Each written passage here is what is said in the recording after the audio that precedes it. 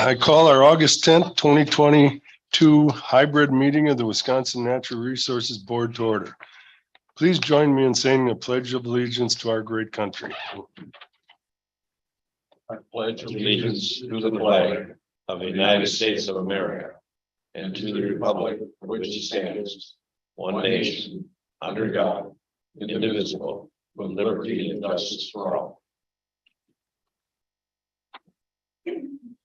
On behalf of the Wisconsin Natural Resources Board, I welcome each of you today to our meeting. Please know that there is sometimes a delay in the broadcast and it's easy to talk over each other. Make sure your computer or tablet is up and running and you are able to turn your mute on and off when you are not talking. I will ask you to mute if there is any background noise. Board members, please ask for the floor when you want to speak and get recognized. Also, motions will be made slower so Kari can make sure who made them and get that recorded.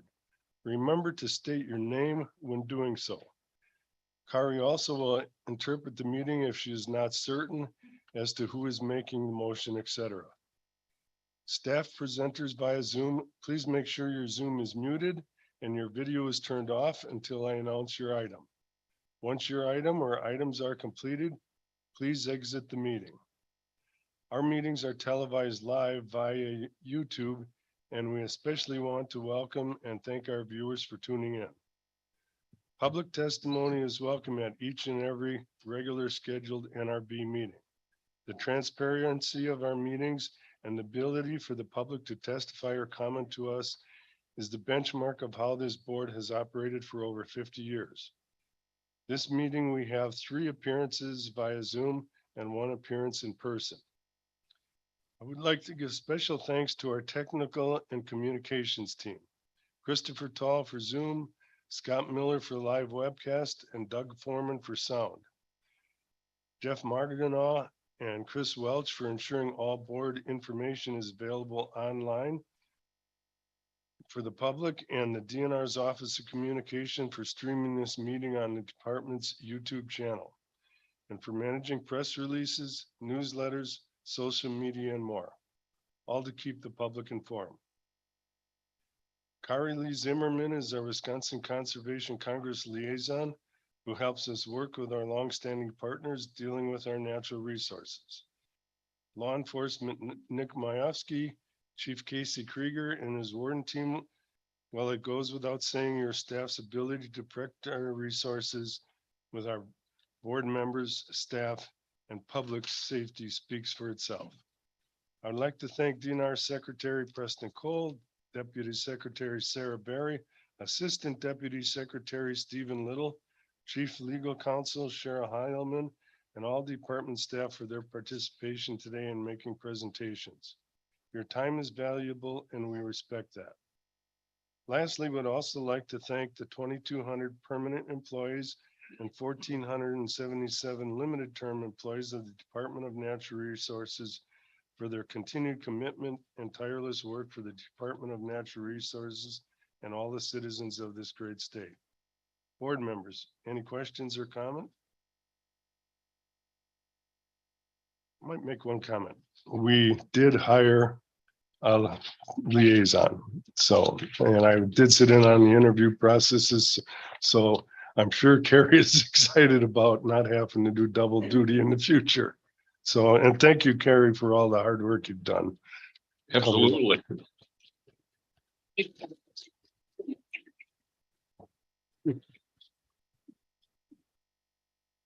Board members, Carrie, please take the roll. Carrie. Here.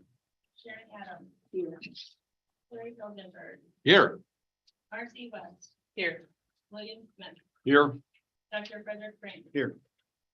Greg Kazmersky. Here.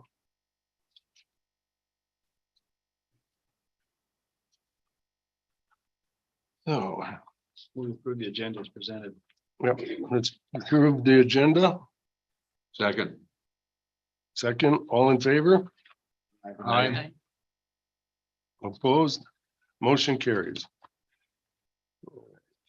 Consent agenda. Approve the consent agenda. Second, Second. Discussion? Mr. Chair, I have a question on 2D that's in the consent agenda, so I don't know what's appropriate. Can I ask the question prior to moving on this? Then, Bill, what I would suggest you do is I'll restate my motion to not have D and pull it out, and that's the next item would be discussed just. D. Okay, thank you. Then the motion would be pursued, like to revise the motion to consent agenda, removing D for further consideration. Second, Support 2D, right? 2D. 2D. Marcia's got to agree. Agreed. All right. So all in favor of the consent agenda as amended? Aye. Aye. Opposed? Motion carries. So we want to take up 2D right now. Item number 3 would be 2D. Item 2D. 2D. Do we have any staff here to present on 2D or respond to his questions? What's the question? What's the question? The question is.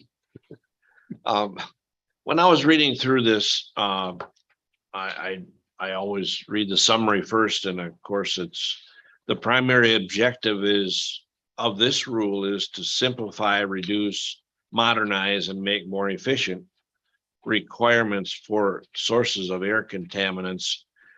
And then I get to page 4, and there's a statement that says there will be expanded monitoring requirements, and for some facilities, the technology could cost up to $50,000 per facility. And I'm just raising questions in my mind. I'm all things agriculture, and are they going to be proposing in this rule to be monitoring methane gases from large dairies, or can I get some specifics here? So good morning. This is Maria Hill with the Air Management Program. And I am the Compliance Enforcement and Emissions Inventory Section Chief. So good morning, everyone. And I can respond to that question. We would not be expanding to the ag area, additional monitoring, if it is not already something that is being monitored, that is part of that rule. So the answer specifically, I guess, to the ag question is no, there would not be additional monitoring requirements for that. Did I understand your question correctly? Yes. Okay. Move to approve the scope. And then based on that, I will move to approve 2D. 2D. Second, all in favor? Aye. Aye. Opposed? Motion carries on 2D. Thank you. Okay. All right. So we are going to 4A was removed from the agenda. So 4B, request adoption of amended board order WY 2313, proposed rules affecting chapter NR 102 related to the processes of water body assessment and impaired waters listings, biological assessment thresholds, biological confirmation of phosphorus impairments, and water quality criteria for dissolved oxygen. And we have Adrian Stocks, Water Quality Bureau Director. Go ahead, Adrian. Thank you, Chairman Kazmierski, members of the Natural Resources Board, Deputy Secretary Berry. Appreciate being here. My name is Adrian Stocks, the Water Quality Program Director. Here today to request adoption of the amended board order WY 2313. This is the water body assessments rule. The board may recall this rule came before you in January of this year. This is a rule that is related to the water body assessments. We adopted germane modifications at that time. The rule moved to the legislature and JCRAR requested some amendments to this rule. The board may recall this is rule relating to assessing water body health using biology. This rule really documents how we assess aquatic life to determine the health of lakes, rivers, and streams. It's important to note these assessment protocols do not affect permit limits. This is a standard part of our process under federal law for assessing water bodies. This rule essentially moves these procedures, what we've been doing, into code from guidance. The amendment requested by JCRAR in particular was related to water bodies being placed on the 303D list, our impaired waters list. The amendment adds a clarifying sentence or phrase. That phrase is only water quality standards that have been promulgated via statute or rule may be considered for the purposes of listing a water body on the section 303D list. This is verbatim the JCRAR amendment request. The program was fine with incorporating this into the rule language. We really feel that this is essentially a clarifying item, still consistent with our interpretation and how we've been doing things. This has no economic impact. Therefore, we request your approval of the amended board order WY 2313. Move to Happy to approve. take any questions. Second. Discussion. Hearing none. All in favor? Aye. Opposed? Motion carried. Thank you very much. Thank you. All right, scope statements.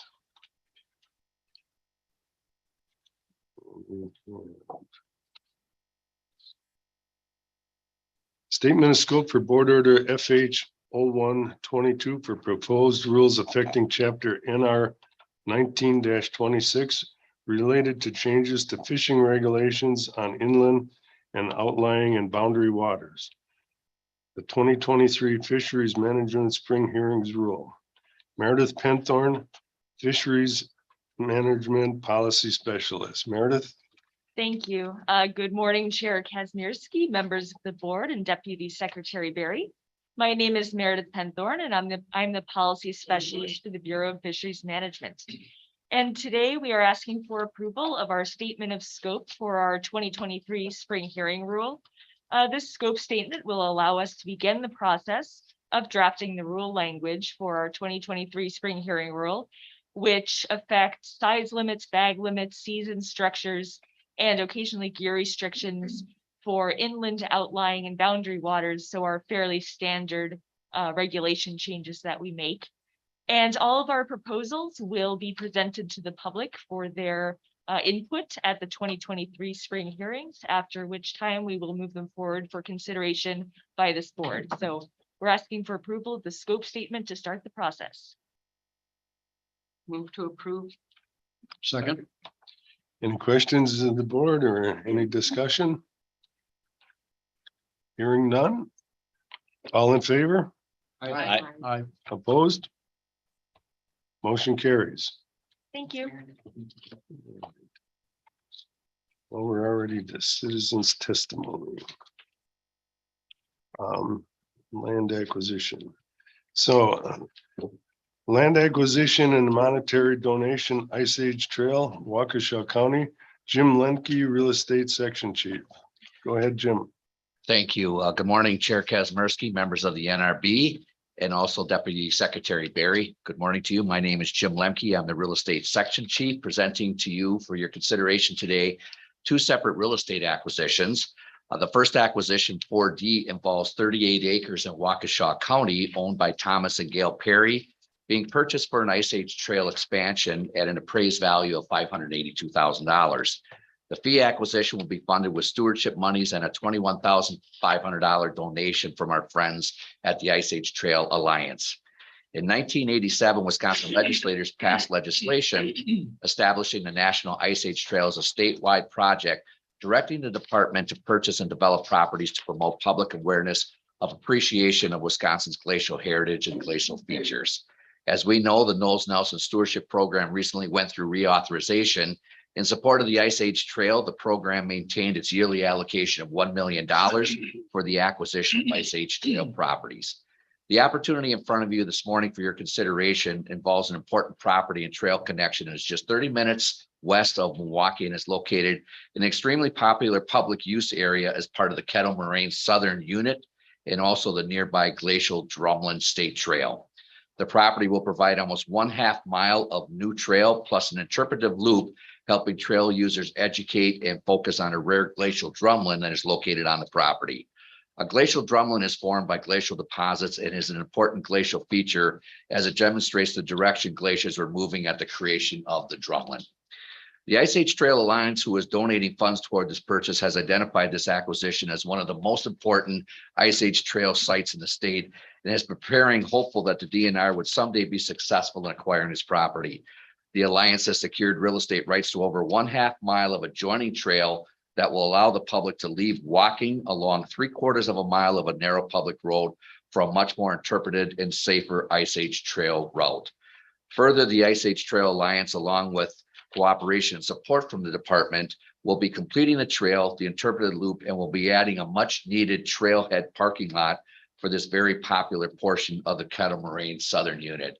The township and the county both weighed in on the importance of the safety of this trailhead and getting users of this area off of that small town road and onto a more preferred, safer route. The Ice Age Trail Alliance volunteered over 65,000 hours last year to the development and maintenance of the statewide Ice Age trails. With that, Mr. Chair, I respectfully ask for the board's consideration and approval of 4D, a 38-acre parcel at the appraised value of $582,000 for the Ice Age Trail, including accepting a donation of $21,500 from the Ice Age Trail Alliance, and that a certificate of appreciation be sent to the Alliance and be made of the part of the official records of the Natural Resource Board. So with that, Mr. Chair, I'll take any questions. Any questions for Jim? Two. Terry first, I guess. Go ahead, Terry. Thank you. Jim and I have had extensive conversations about this, and I've reviewed both of the appraisals, and I was a little bit confused because the first appraisal was actually for 28 acres, not 38 acres. And the second appraisal was for the 38 acres. Well, what happened in negotiations, and maybe Jim, you'd like to expand upon that, the difference between how it was approached in the initial negotiations with the seller. Sure, absolutely. Thanks for the question and the opportunity to clarify. We've been trying to acquire this property for quite a long time, decades actually, and we know it's expensive. We know that this part of the state drives appraisal value. So that was always a concern for us. And we were talking with the landowner over many years to try and come up with a more palatable division of the land that wouldn't cost as much money as it is in front of you today. So at one point, we explored the landowner maintaining 10 acres for their own purposes, which they would resell to eventually net them what the value of the property was. And so we appraised it in that way. So we appraised it about a year ago in two different fashions. One, the 10-acre parcel that potentially the landowner would retain, and the remaining 28 acres, which what we would use for the trailhead purposes. In the end, this area of the state is just impacted heavily by interest from the Milwaukee area as far as development is concerned, as far as private landowners are concerned.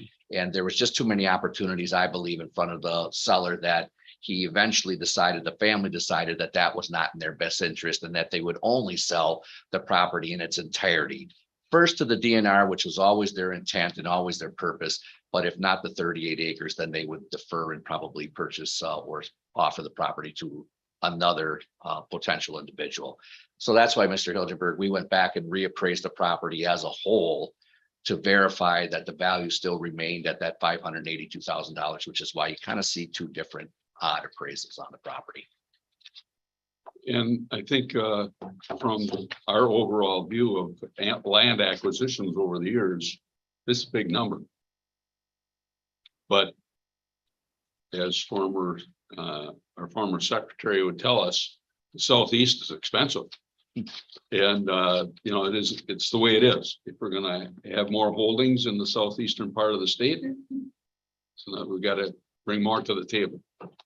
So I've discussed this with Jim and I've also discussed it with Cheryl, that the possibilities of us adding a caveat to the proposal that says that, yeah, we'll buy it, but the department needs to sell 10 acres off, the 10 acres that was identified in the original appraisal, which is the northwest 10 acres of the property.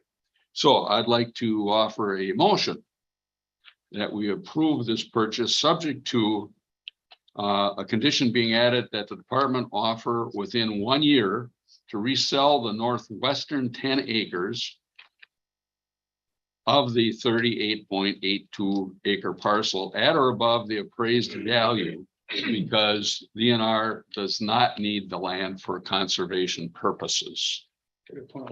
Yeah, that, I think, Terry, probably, I'd like to see us put a motion on the table to accept it and then work the amendments on it. yeah, I think Willing that, to do that? I don't care. Then, Okay. if you withdraw your motion. I just still put have a, motion- I still have put a motion on question. the table. yeah, and I still get a so, motion on the table so we can discuss the motion and then massage it with some amendments. okay, Terry, you So- want to do that? call for the go ahead. motion. Okay, then I put a motion table to accept the land purchase. Looks like we're gonna get a legal opinion though. I don't know. I just would want to point out that I believe there is one person who wanted to testify on this item, and just so the board remembers. Yeah, that. we're getting the cart ahead of the horse here. No, we aren't. Yes, we aren't. Put a motion on the table for discussion. Yeah. So I would like to put a motion on the table for D, purchase of the Ice Age Trail as presented from the department. Do we have a second? Second. Okay, Now, Richard. now, any discussion? Bill, follow up with your question. Yeah, I know Terry feels like this is expensive, but my eyes migrated to the total cost to date for the Ice Age Trail, and that's $26.5 million. And we're 72% complete. So I have two questions. What is the annual cost of maintaining the entire Ice Age corridor? And what is the entire participation rate in using that Ice Age Trail? I don't have the specifics to those, Bill, but Kevin from the Ice Age Trail Alliance is here today to talk. He might be able to address those a little bit better than I can.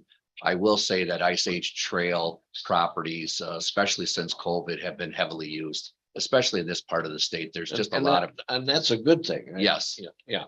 absolutely. And as far as the maintenance of those trails, again, the Ice Age Trail Alliance is just a fantastic partner for the department, and they maintain those trails, they improve those trails, they develop those trails. The DNR participates with that, especially with layout, any types of engineering. Volunteers from the DNR staff actually go to help with Ice Age Trail development. So, but the bulk of that maintenance falls on the Alliance.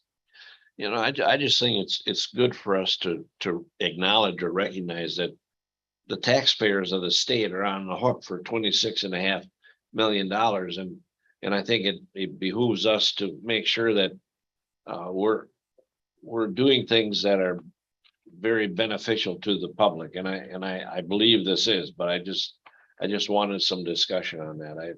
I've heard so many good things recently about our state parks. They're just wonderful facilities for people in our state and other states as well. So I just wanted to elevate the Ice Age Trail a little bit. I appreciate that, sir. Doc? I do have a follow-up question. Jim, do you have the Ice Age Trail is unique in the situation that it's people want to travel the trail from that area. It's like many of the trails in the United States. Do you have a map of this acquisition? We're talking about carving out 10 acres. Does it affect the trail, the usage of the trail? I mean, we're not pursuing a destination park here with more expanded acres. We're trying to do a connection in a safe manner to demonstrate the trail. I'd like to see an image of what we are purchasing. And then when we talked about some amendments, how that affects that. Yeah, that's a great question. And I do have a map with Mr. Chair's permission. I can hand out Could the this is public see it? this is a proposal. You know, we need to get it up on the screen. Yes, that's Scott. You can do it. That might be hard. I think it was in her. I don't have the electronic. What you'll be looking at is the proposal of what 10 acres might look like. We would like the option to be able to, with the Ice Age Trail Alliance, finalize the more preferred location of the trail that may impact what you're looking at. The property in blue is the most probable, least impactful area for Ice Age Trail users. And it also is an area that's easily accessible off of a town road. So it does maximize a little bit the value in turning around. Thank you. Can you see that if I hold that up? There you go. There you go. Yes. Now I have to steady my hands and I'm not used to talking so early in the morning, so. So just real quick, Jim, tell us that again so the public can see what we're talking about. So here is the, this is in the blue is the proposed 10-acre parcel that we were talking with the Perry family about them maintaining. And the rest of the area, which is basically this 28-acre parcel outlined here, is where the Ice Age Trail would navigate through this property, through the glacial drumlin area, and head on down and out adjoining the town road here. At this point up in this corner is where the Ice Age Trail Alliance, going further north, has a half mile of Ice Age Trail properties. They're prepared to develop that property as a connecting route. So, and in your packet of information in the green sheet, it does show the preferred route of the Ice Age Trail and the interpretive area.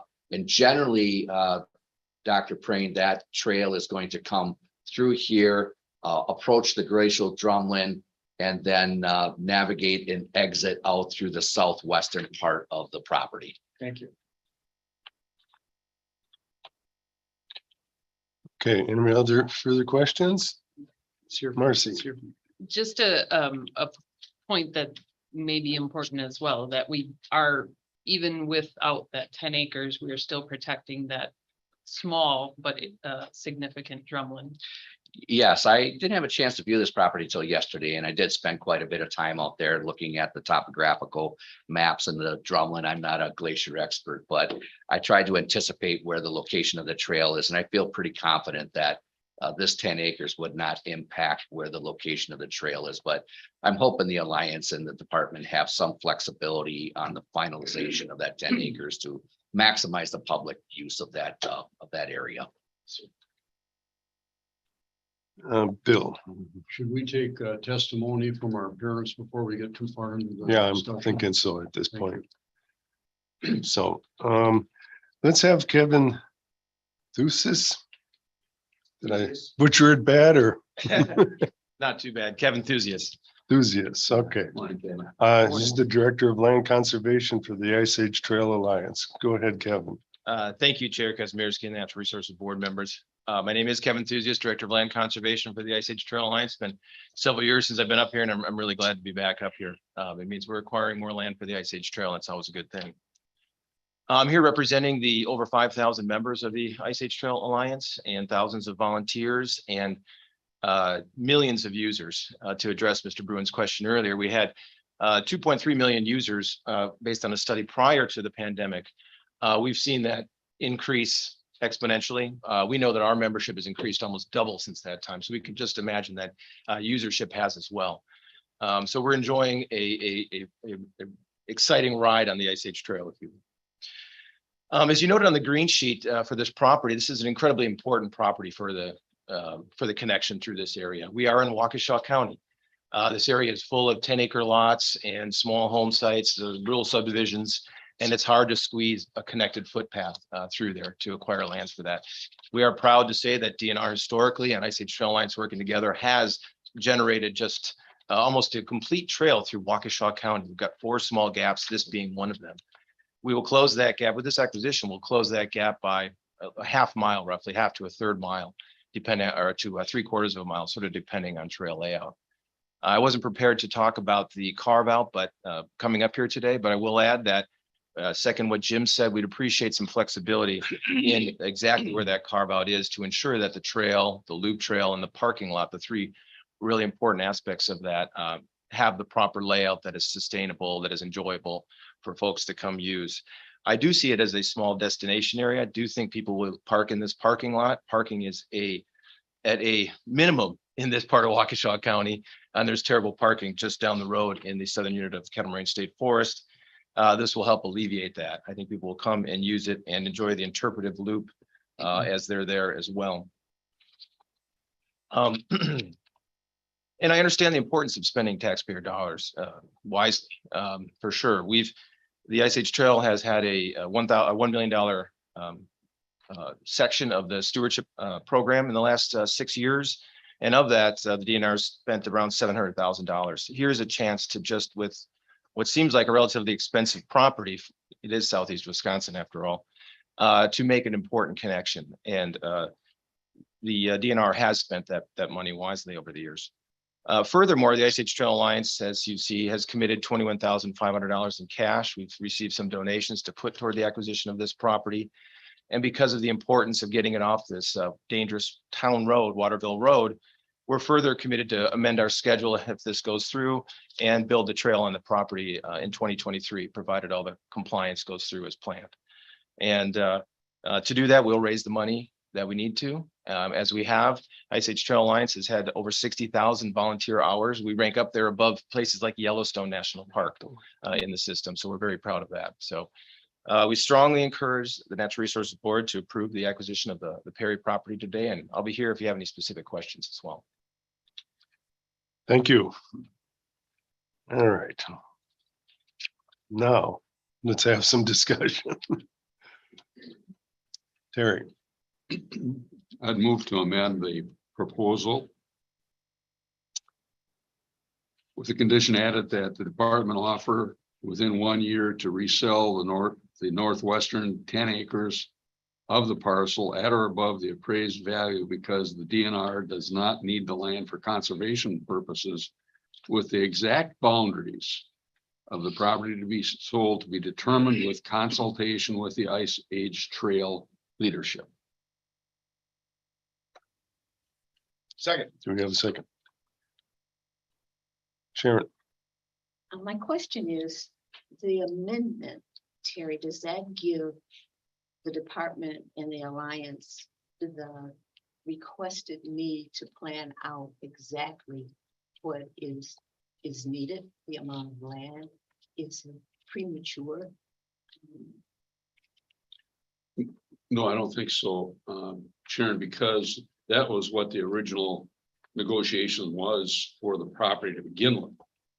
So before they started negotiating, I'm sure the department and the Ice Age Trail people had looked at that. On page 7 of the green sheet, it shows where the proposed trail is supposed to go.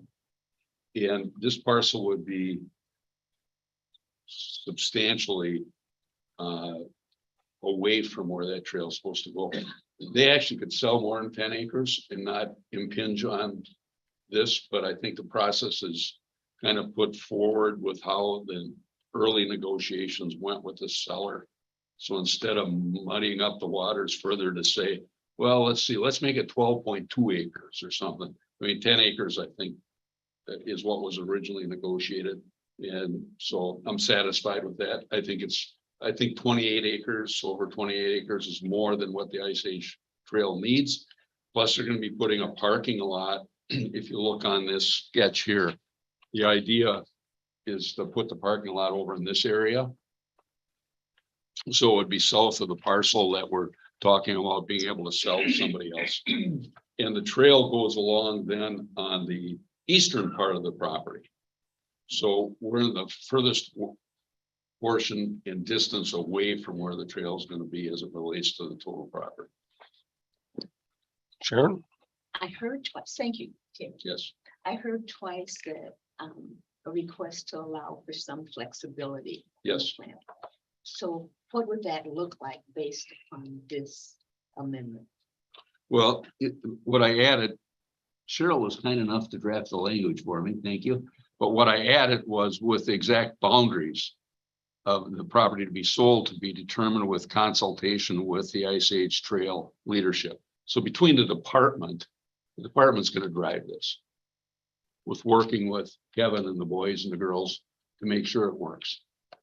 And we want to make it work. If we're going to buy the property, we want to make sure it's going to work. Otherwise, why buy it? Let's just not buy it then.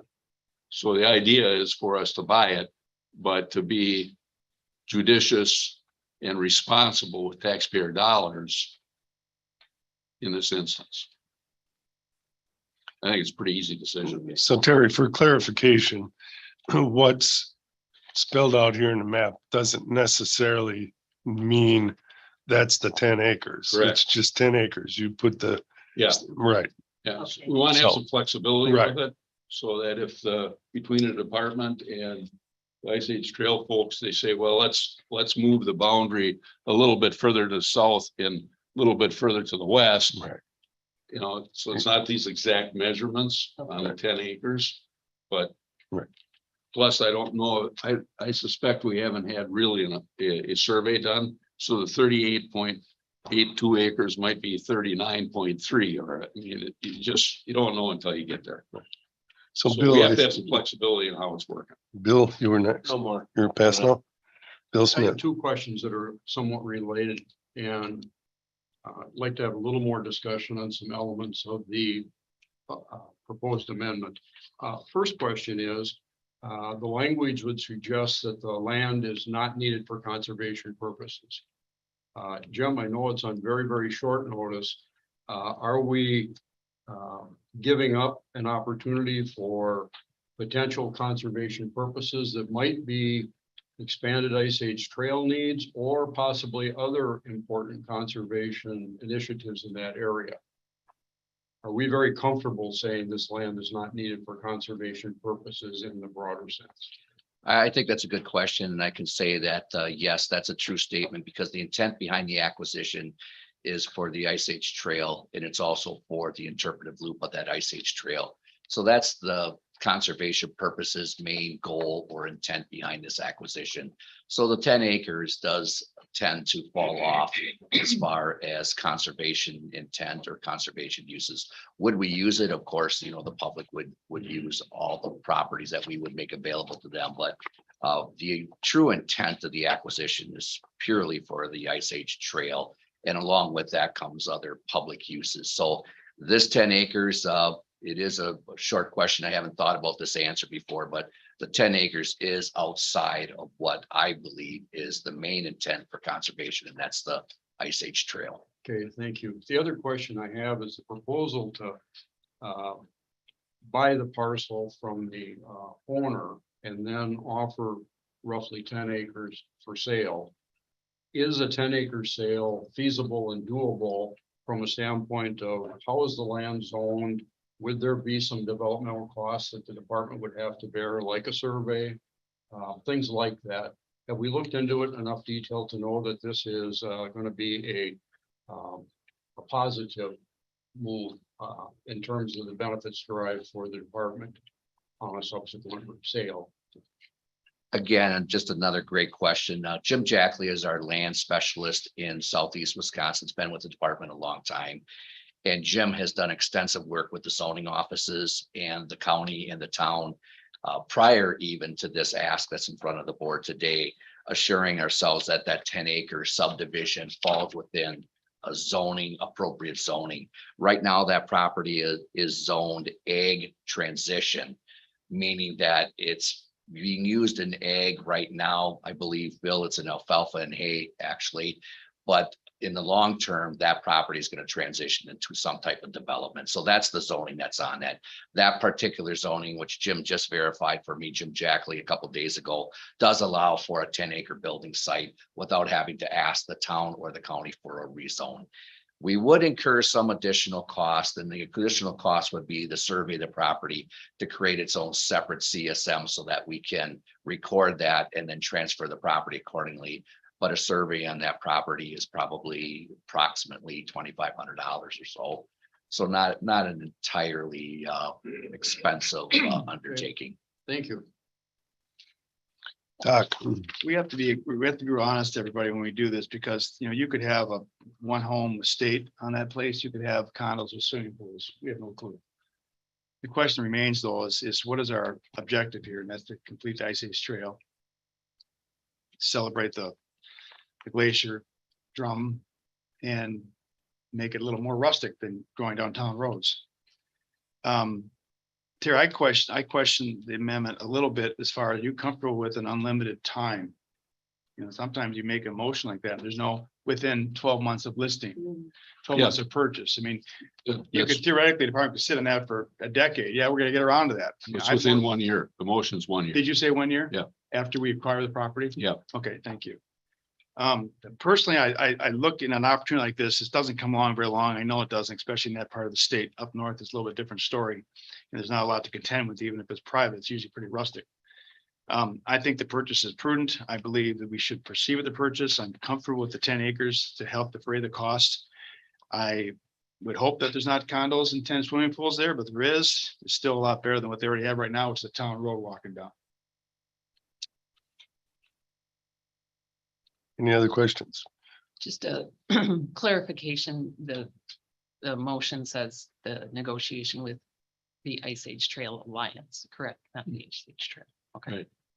Yeah. Just for the grammar police and the. Mhm. I have one question. Okay, One question for later. Cheryl, can you answer the question, please? Are you comfortable with this motion as the amendment? Force the department to do that tomorrow. In other words, they purchase this and are you confident that our motion will not be ignored and or maybe we'll, maybe we won't? This motion pretty Well- clear that if you purchase the Ice Age Trail that we voted, the board has voted to do such, that you will sell that 10 acres after it's negotiated exact placement within 1 year, or at least list it, Offer for sale, offer for sale. offer for sale. It's not something that can be ignored. If the board adopts the motion, I am sure that the department would follow that direction. Okay, so you want it on the record. Thank you. okay, so let's vote on the amendment first. I think there's a motion and a second on the amendment. So all in favor of the amendment? Aye. Opposed? Okay, so the amendment passes. And now we would vote on the whole item with the amendment. So all in favor? Aye. Opposed? Motion carries. All Thanks, right, Jim. so we got. Thank you. Thank you. All right. Go ahead, Jim, with the next. Just a maybe point of order, should we have had a motion on that? On that entire thing rather than just say we're gonna vote?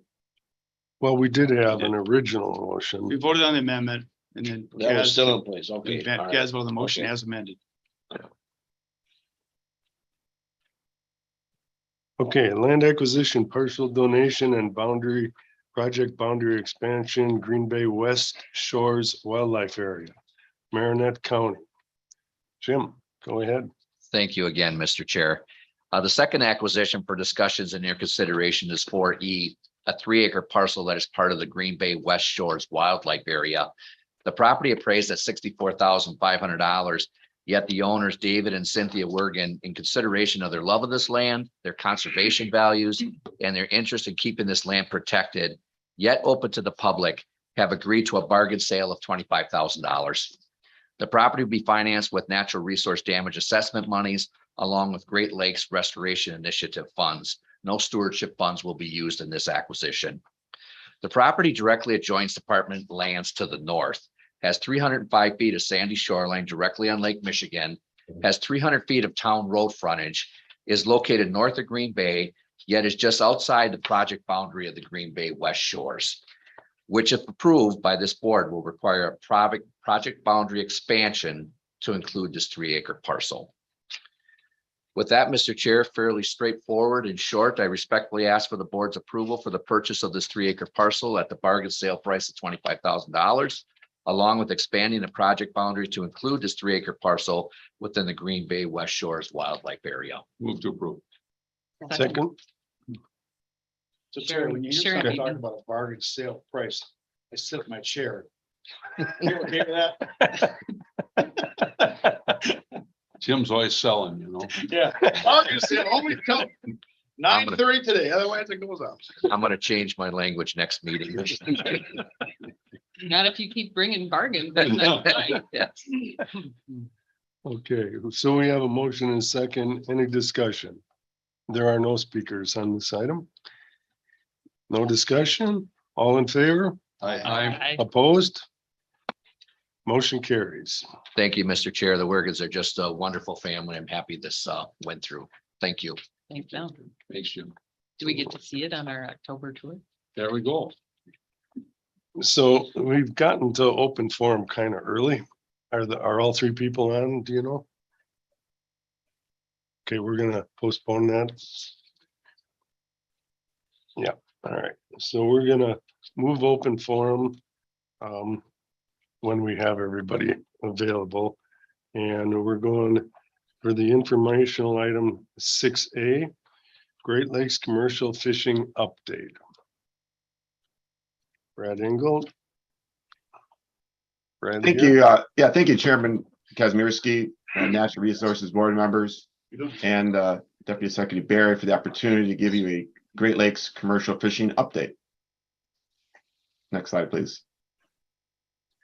Right now, we have both board members are totally filled up. As you recall, we had a couple of vacancies on Lake Superior that have now been filled. Both commercial fishing boards are meeting regularly and discussing, important commercial fisheries activities. Next slide, please. On the Lake Superior commercial harvest, I want to run through a brief 3 species update on where we are with Lake Superior commercial harvest. Next slide. For our Lake Superior Lake Whitefish harvest, the Whitefish harvest remains strong. State licensed commercial fishers harvested just over 400,000 pounds in 2021. We're seeing good growth and good size in these Lake Whitefish up in Lake Superior, and they're doing quite well. Next slide, please. If we turn our attention to the Cisco harvest in Lake Superior in 2021, it was just over 550,000 pounds, and this remains steady over the last 4 years. We continue to assess the population mainly through hydroacoustics, and right now we are currently working with the USGS and the Great Lakes Fishery Commission to look at the use of autonomous vehicles to improve our forage fish assessments, not only in Lake Superior, but throughout the Great Lakes. That will provide a good tool for us moving forward, looking at a commercially valuable species like Cisco up in Lake Superior. Next slide. Where are we with lake trout commercial harvest? It was just around 30,000 pounds in 2021. And this is pretty similar to what we have in the last 4 years. Through our current assessment work and population models, this has led to sustainable quotas, not only for the commercial, but also sport on this fully rehabilitated stock of lake trout up in Lake Superior. Where are we on Lake Michigan? As you know, we worked on really hard on Lake Whitefish rule for the last couple of years. This just went into effect August 1st of 2022. And I will highlight a couple of things on that rule. One is that we, as you know, we changed how we are doing whitefish quotas, aligning them up with the whitefish populations both in the Lake Michigan and Green Bay.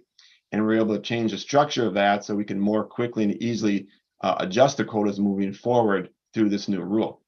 In addition, we now have electronic fish harvest reporting requirements for all Great Lakes commercial fishers that went active on August 1st. And we're enjoying those electronic reports both from Lake Superior and Lake Michigan for those that are fishing. In addition, I will also state that throughout this process that started really August of 2020, we utilized a series of emergency rules that allowed for additional harvest in 2021 and 2022 to the tune of 207,000 fish for commercial fishers in Green Bay to utilize those fish as we worked on this permanent rule. This is quite unprecedented where the rule doesn't start at the beginning of a commercial fishing season. And we did that working with our collaborator and commercial fishers and stakeholders to make sure that as we move through this permanent process, there was an opportunities through the emergency rules to harvest some additional whitefish. As you know, our collaboration didn't stop there. Through Wisconsin Stevens Point, Green Bay, commercial fishers and department, we worked with them on a bycatch study in 2020 and 2021. Going back all the way to 2017 and 2018, we knew that latent mortality was an issue for many stakeholders and natural resources board members that we just couldn't get done in that 2021 time period. So we're trying to tackle it now. So with collaboration from our partners at Stevens Point and Green Bay, as well as great collaboration by our commercial fishers, we're going to try and look at latent mortality, and that is what happens to the fish upon release out of a trap net 3, 4, 5 days down the line. And we're doing that through 3 unique ways. One is utilizing our Vemco receiver array that's currently in Green Bay, where we attach a transmitter to a whitefish and then listen for it over the course of the next 30 or 40 days to see if it's still surviving. And in fact, UW Stevens Point, Dan Dembkowski and Dan Eiserman went out with Charlie yesterday and were able to successfully tag 30 lake whitefish that were tagged probably in under a minute each, and then released over the side in very good shape. And now we'll be listening for those fish over the next 40 to 50 days. In addition to that, a unique effort, we're also, UW Green Bay is using an underwater camera to maybe assess after commercial harvest and bring them up the net pens or the pens coming out of there, see what kind of a mortality may be occurring using camera system. And then we hope next year to look at a third unique part of this study, and that is use of net pens, where we can put fish in a pen and then lift the pen after 3 or 4 days to see what kind of mortality or survival we have in those fish. Next slide, please. We're also working on 2 other exciting initiatives with the commercial fisheries. If you recall, we did have an economic analysis of the fishery in Green Bay. That same group is now extending it not only to Lake Michigan, but it's also extending it to other user groups, commercial, sport, guides, trollers.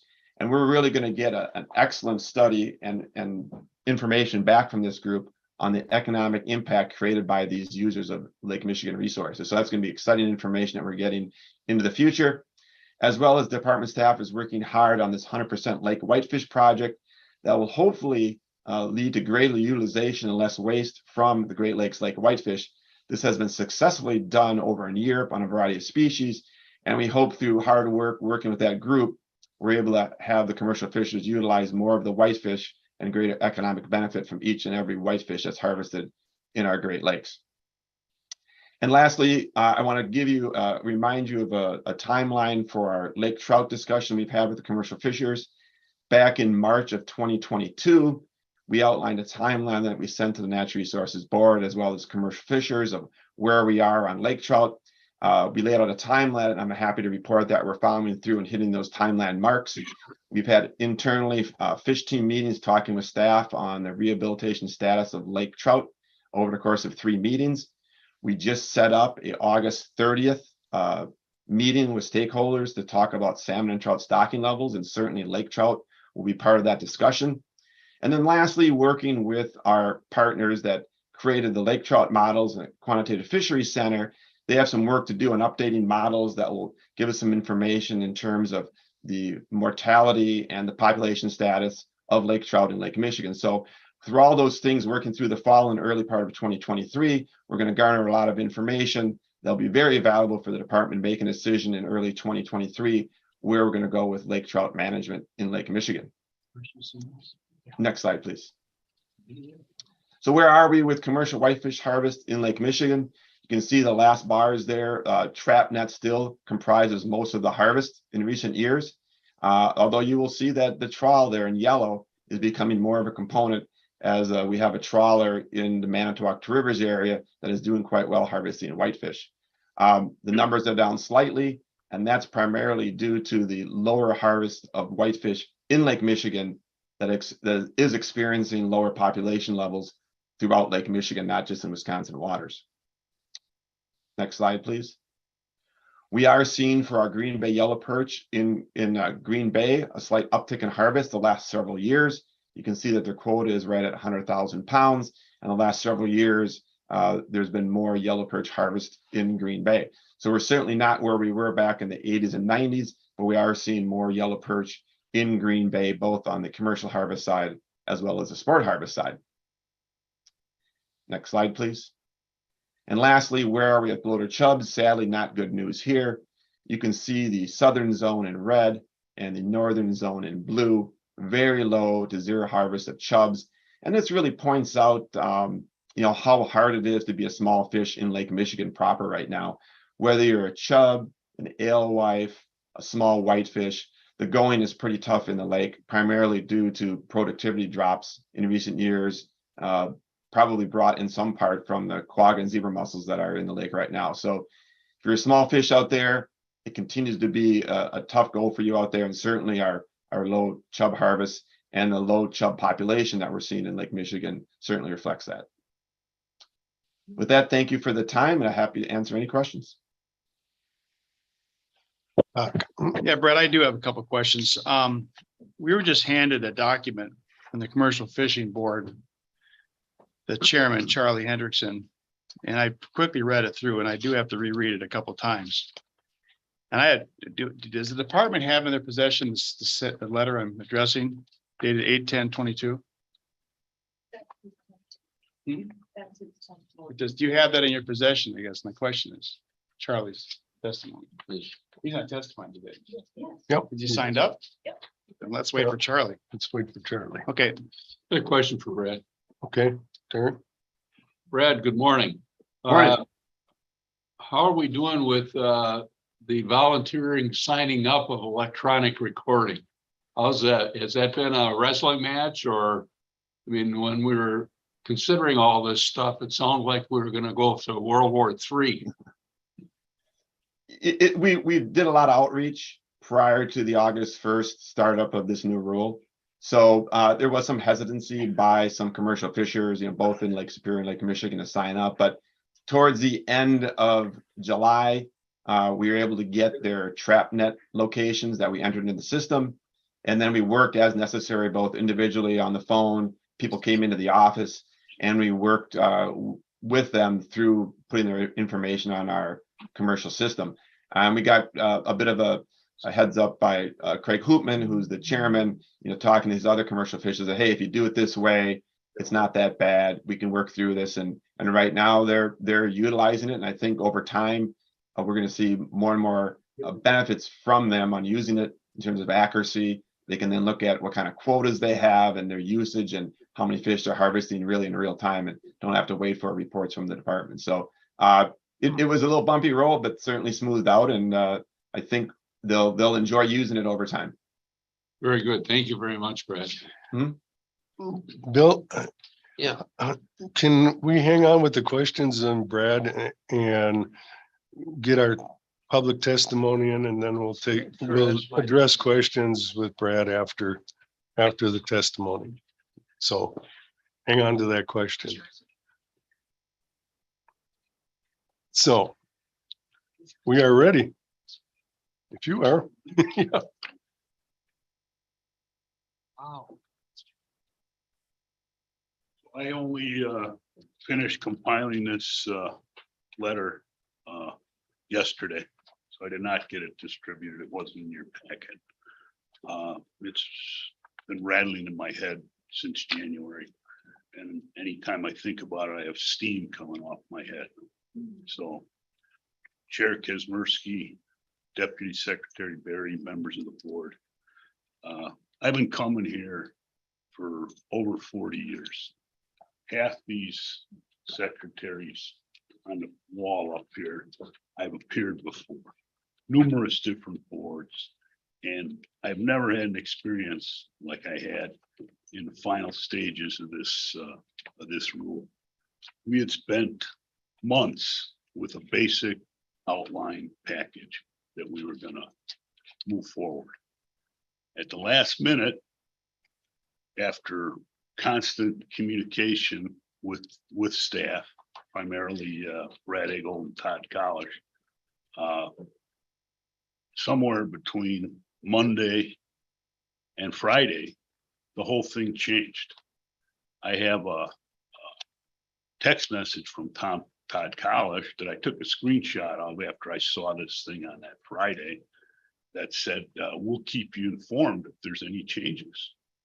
Well, not only did they not fulfill what they said they were going to do, or that zone 1 quota was going to go to 800,000 pounds.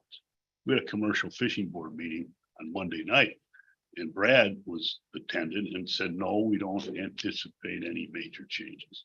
We were discussing the closed area in southern Green Bay, which was a late addition. It hadn't been part of the whole thing, and there were some reasons for it, but there were some concerns by some of our fishers, and it was treating a restricted area completely different. Usually restricted areas allow trap nets by permit, and they banned gill nets. Well, that's where the gill netting in the southern end of the lake is, and we thought we were getting on a real slippery slope by calling it a restricted area.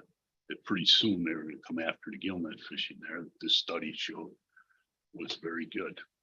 There were numerous other instances through this process. The 207,000 pounds, not fish bred pounds, were proposed as an emergency rule to enhance the study. We had real-time monitors for UWGB that we were helping to pay for. We thought that it was obvious that we had run the model and those fish were there, they were available for harvest. So let's see how the fishery changed. So we got a lot of good data out of that. And yes, we caught some fish and it was a good thing for us. But as we move forward, this 800,000 number was talked about repeatedly. So not only when they changed that green sheet in 4 days, they not only reduced that number, they put in language in there that was going to make it impossible for it ever to increase. For it to increase, the harvestable surplus had to increase by 50%, which is, unheard of. I mean, you'd be at levels of fish out there. You need 50,000 pounds of whitefish in Lower Green Bay. And right now we only have 30 million pounds of whitefish down there. So whether we caught that extra 200,000 pounds or not is, immaterial. It was just directly aimed at harming the commercial fishery. And in all of these instances, we're business people, of course, but we have a lot of money invested. So we have a great interest in this fishery surviving and continuing. I work with my 30-year-old son who wants to fish for another 40 years. Two of the other big fisheries in northern Door County that fish all in Door County have young kids involved. So we're not in it for next year or the following year. But this process is drug on for 7 years. When it started, I think I mentioned in here, we've gone when our board approved talking about increasing the quota before the rulemaking process got so complicated. We went to the governor's office and said, hey, let us fish some of these fish that aren't being fished in zone 2 and zone 1. Seems pretty simple. Well, everybody thought it was, but the DNR people there, Kurt Thie, who's retired, and Todd Collish, who's the first time I ever met him, said, oh, no, we'll take care of it this year through the regular rulemaking process. Well, next thing, we're convening meetings, and the so many of these meetings are aimed at drumming up sport fish opposition to commercial fishing. We had 5 or 6 meetings of the sport fishing task force on commercial fishing issues this past year. In every meeting, all we're trying to do is drum up opposition. So as we moved on, we'd answer all the questions and everything seemed fine. And we agreed on the parameters and there wasn't a big hoopla from the sport fishing. Well, late in the process, 2 things came up. Suddenly, the Walleyes for Tomorrow sponsored economic study that values the sport fishery at 265 million was a big deal. Well, it's a 10-page article that talks about how great the sport fishery is, all of which has happened while we're fishing. So our contention, once again, it's borne out even in this report that we're not harming the sport fishery. That's a fallacy that the DNR uses to minimize what we can do.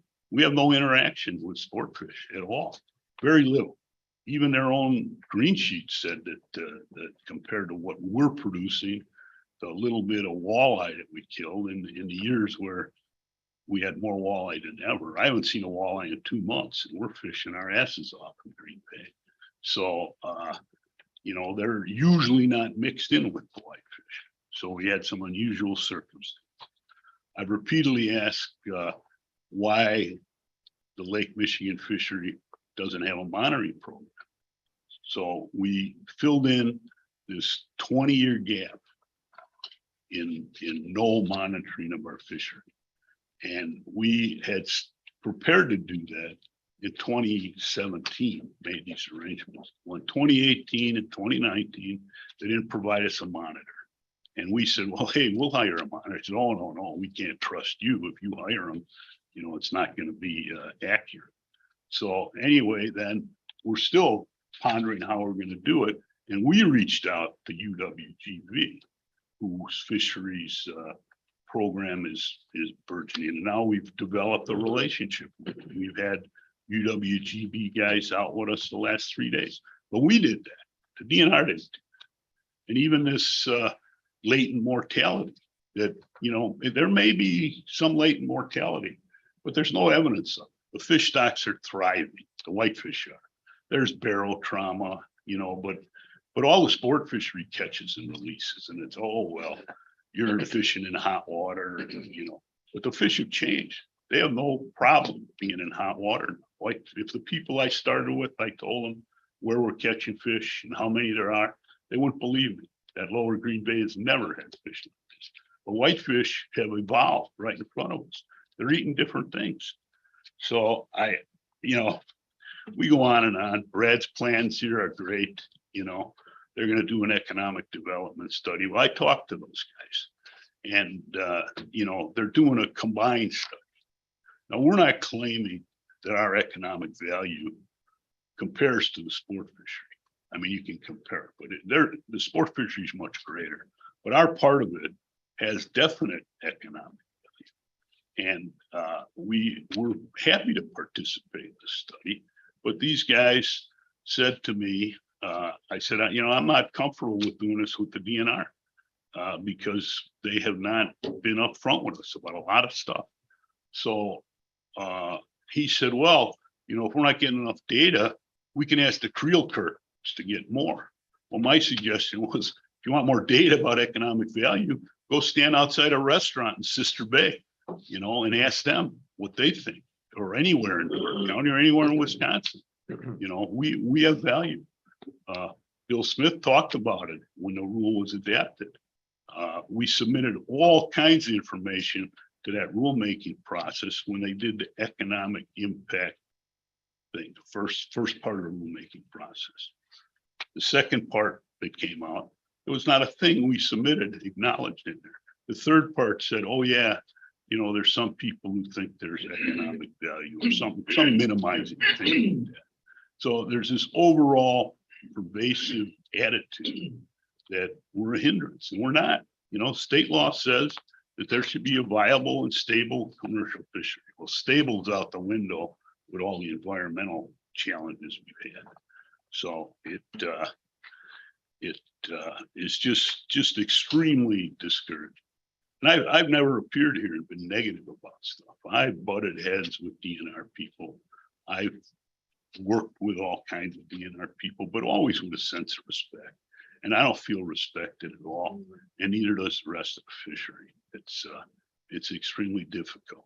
So now, you know, with Secretary Cole's last minute intervention, the rule got back to a point. You know, the rule was withdrawn and the comment period was extended. I mean, that you never do that with a green sheet. It's never happened. So Secretary Cole realized what they were doing and he made them change it. But it still didn't get the quota back. So they're gonna have another year to study. The original commitment was they're gonna run the model this fall. I'm guessing they won't, because they'll say, oh, we're whatever they'll say, they probably won't. They talked about latent mortality like it was a sure thing. And then they wanted to get to us and they wanted to dump it on us, and they keep talking this net pen, and people keep telling them that there's 10 different things that could kill those fish if you put them in a net pen, you know, because you got them out of the water for a while, they're confined. So we convened a meeting and I suggested that we involve the university people. So UWGB and UW Stevens Point and the Quantitative Fisheries Center representative all participated. The Quantitative Fisheries Center says latent mortality is a moot point because the recruitment is so great in the fishery that the fishery is thriving. So we went round and round, and now my business personally is working with UWGB, and they've got some kids got a sonar thing from the Fish and Wildlife, and they're actually watching the fish we release swim away. Yesterday, we had 2 professors from UW Stevens Point with us, and they tagged 30 fish with these electronic tags, and they all swam away. So now they've got an array around our 2 nets that they tagged in, and they're going to go out there with active sonars. One, the DNR is going to do, and I think Green Bay is going to do it. But those Green Bay kids just have a little skiff. They're doing their research, and so they're kind of limited to weather. So we're not against exploring these things, but it was presented in the rulemaking process is an absolute that, these fish were dying. They weren't swimming away. Well, the fish don't thrive like that. We've been releasing fish personally for 50 years and, for hundreds of years out of pond. So we're not against this research. Obviously, we're not. We've done all kinds of electronic reporting. There's a few people who are having difficulties with it. The DNR said, well, write it on a piece of paper and send it in. So now they redid the program for electronic reporting. And you have to put in every net you lift. It's become somewhat cumbersome. It's not the easy thing that it started out to be, that we all agreed to when we started. And then you have to, by the end of the day, put your weight catch. So, but it doesn't work. We can't access it off our smartphones while we're on the water. So they're working to change that, but I mean, they've made it very difficult. I personally cannot on my phone enter all this data, while the boat's bouncing around, I'm trying to get to shore. I can enter how much I caught. We've been giving them all this data for years. And they had all this data during the study. Not once did you see any compilation of it. You saw, the numbers. And I think Mr. Bruins pointed out at the one meeting that those charts were pretty confusing because everything's in the same color, and the scales change. And the way this ended, you'd like to think of that as an honest mistake, but I'm not believing that anymore. I think this was a direct attempt to minimize the commercial fishery. So the other primary concern, and I could talk about a whole bunch of stuff in this process, but I think you get the idea about how unhappy we are, and particularly with the way these managers have treated us and been dishonest with us. So we're going to be coming back here, next year to revisit this, because we've agreed not only to completely change the structure of the quota system, which is our one protected interest that we fought, hard for years and years and years to protect, that the share of the harvest is what we own. And but we agreed to some changes in that to make the system work in zone 2, so we can have a lake quota and a bay quota, because it's what needed to be done. So now the commitment is that we're going to look at this again in a year, and there's nothing we're seeing that means that we shouldn't get to that number we're supposed to. But I just don't believe that we're going to be treated in good faith in this next part of the process. The other thing we've talked about for years is lake trout. And yep, they're having a meeting. Well, it's a sport fish meeting. It's not a commercial fishing meeting. You guys asked them, Dr. Frayne directed me in December of 2017, when they were changing all the sport fishing regulations and releasing some of the things that they were restricted by. Asked them to do a scope statement. So we talk about commercial harvest of lake trout. We still haven't seen that scope statement. We ask for it regularly. We have people on our board and other people who are now talking to the legislature to address commercial harvest of lake trout. So, that's not how we do stuff. That's not how we've ever done stuff. We're trying to work through the process. So anyway. The other thing we're working on is that early in this process, there seemed to be some thought that we'll just start over and reallocate, look at ways to different ways to handle the fishery. And some of that might be a good idea, but the problem is we've created this system that has permanent allocations, and people are buying and selling shares of these boards. You can't just say, oh yeah, we're changing. So we asked the DNR to look into it, and Brad titled it Historical Perspective. We had a series of meetings. Any of you who've been around a long time know how many discussions I've had with Pete Flaherty, sheriff, who worked in Cheryl's department as the commercial fishing legal expert. I invited him to work.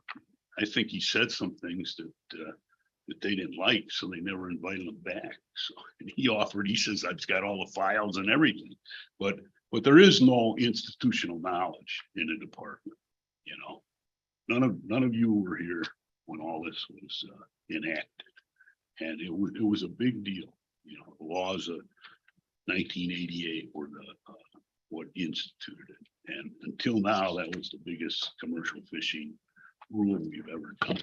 But there's really no record of it. There's no guide for people to look at to understand how the quota system works. So legal department's working on it, but it kind of got dropped by the side. But I've been assured it's not going to disappear. Anyway, that's what we got to say. Okay. Doc has a question for you. Yeah, Charlie, thank you for your testimony.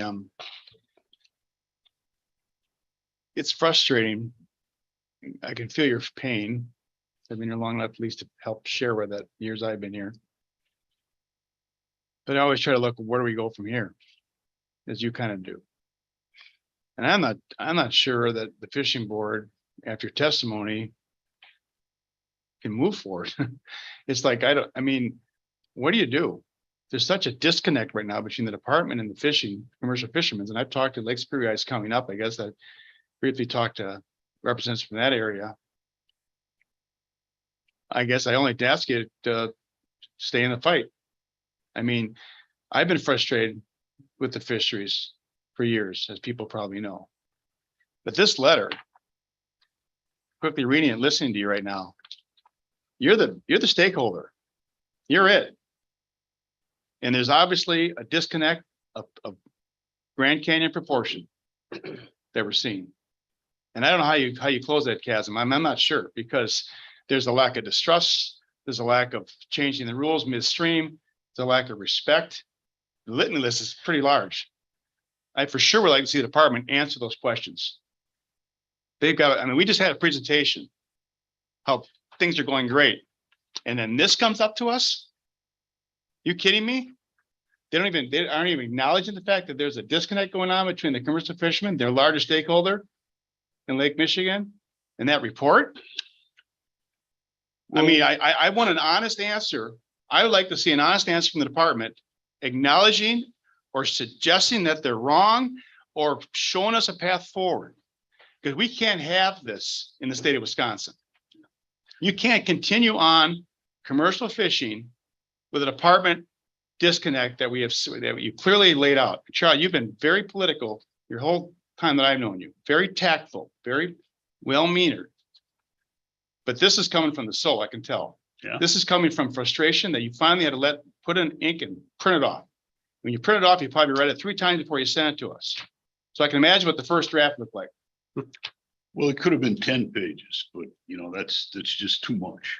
I will point out, and I don't know what's happening internally in the fishery, but the last correction was made by Secretary Cole. So somewhere in the department, there's an awareness of this, you know, and how you make that to where the people we directly deal with treat us, you know, as business people. They treat us as a potential hindrance to the sport fishery. And that's the only thing the only attitude we get from them. There's no talk even of doing something positive for the fishery. Charlie, every time that I'm involved with your situation, even as chair, it was always putting fires out, Yeah, constantly putting fires out. Yeah. That's no way to run the department. no, You plan ahead, you meet, you stakeholders, you put things forward, you bring rulemaking forward, you bring the board along, you bring the public along. And this has been put out the fire. What's the next obstacle we need to deal with? And that has to stop. yeah. And I hope today, now that the laundry's on the line, something can move forward in a positive direction. Because you guys aren't going anywhere. You got statutory authority. And you're a big part of business. Well, we're not going anywhere.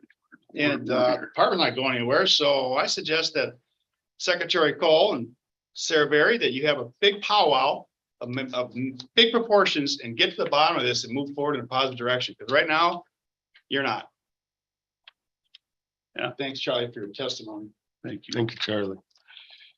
Thank Is you. Craig, is Craig here? Oh, you got more questions? Okay, all right, Go for it. Bill.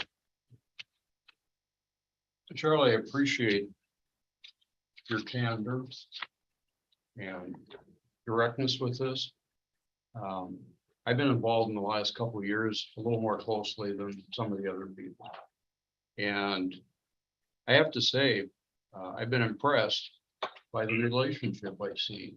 I see people that are willing to talk between staff, commercial fishermen. I see progress. I mean, it's difficult issues.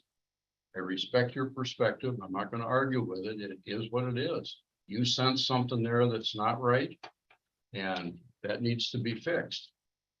But at the same time, part of what I see you laying on department staff, in many cases, are questions coming from the public that deserve answers. And sometimes they come from sport fishing interests. They're worried about their piece of the pie, their place at the table. And when there's information that's not available to answer questions about impacts on the bycatch, or walleyes dying, or undersized lake trout dying from delayed mortality, department didn't have any answers. Public came in and they were beating up on staff from the other side of the issue, saying, well, here's a study from Timbuktu and they show everything dying. I didn't hear the department staff supporting those studies. I heard them trying to answer questions that they didn't have information for. And since then, I've seen very productive discussions between the commercial board, members, department staff, university, trying to make the best we can out of the limited resources that we all have. So I have a sense of progress here. And in terms of people trying to diminish the commercial fishery, the recall I have of that rule that came through is that we got pushback from the sport fishermen, worried about the impact on their piece of the whitefish fishery. And we didn't have good information, and the input we had from a variety of people, including some commercial interests, were don't go too fast.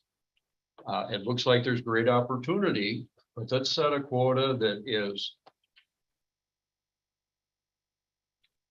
going to use part of the potential maximum harvest, and let's evaluate what the impacts are along the way. And so in very general terms, my understanding of the discussion between the commercial fisheries staff, other interest groups, let's allocate a portion of this allowable harvest. Let's see how it plays out in the lower bay.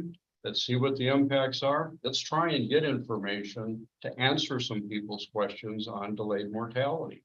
let's try and get some information on what will increased fishing, increased commercial nets do in terms of impacts on other users. So I think it was let's go forward, let's be careful, let's be judicious about how we do this. And most importantly, let's set the stage for next year, when the rule comes up again, we've got more complete information and we're in a position to answer some of those questions from the public. I see progress.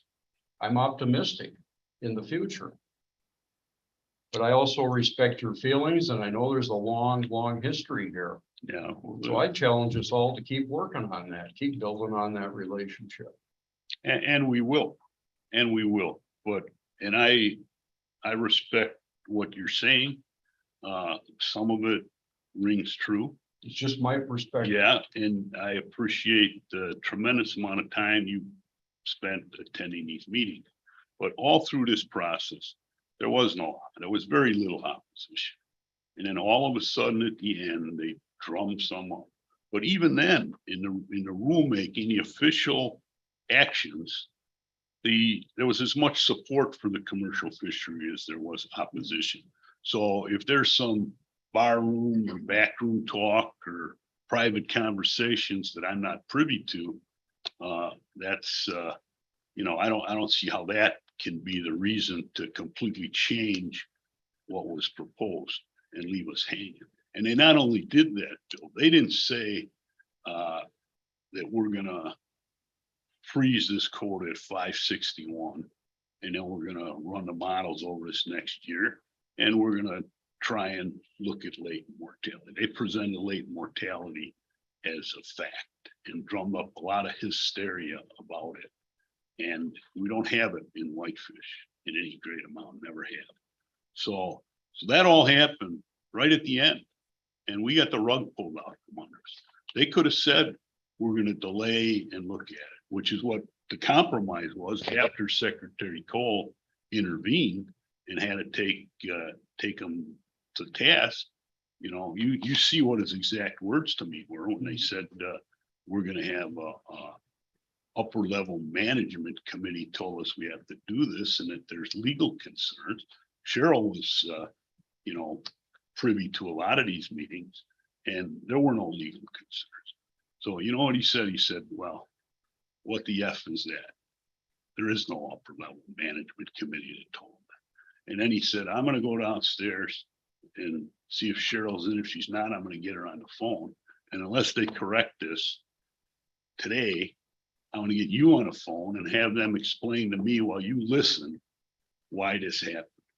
So it was pretty egregious. It was not an honest mistake. It was not a response. It was a planned way to disrespect fisheries. And we can't think of it any other way. So I appreciate your thoughts and we are working. I told you yesterday, we had 2 groups of researchers with us. We set aside a whole day where we're extremely busy and got done what needs to be done. So we're not running away from questions. We've been answering questions for years.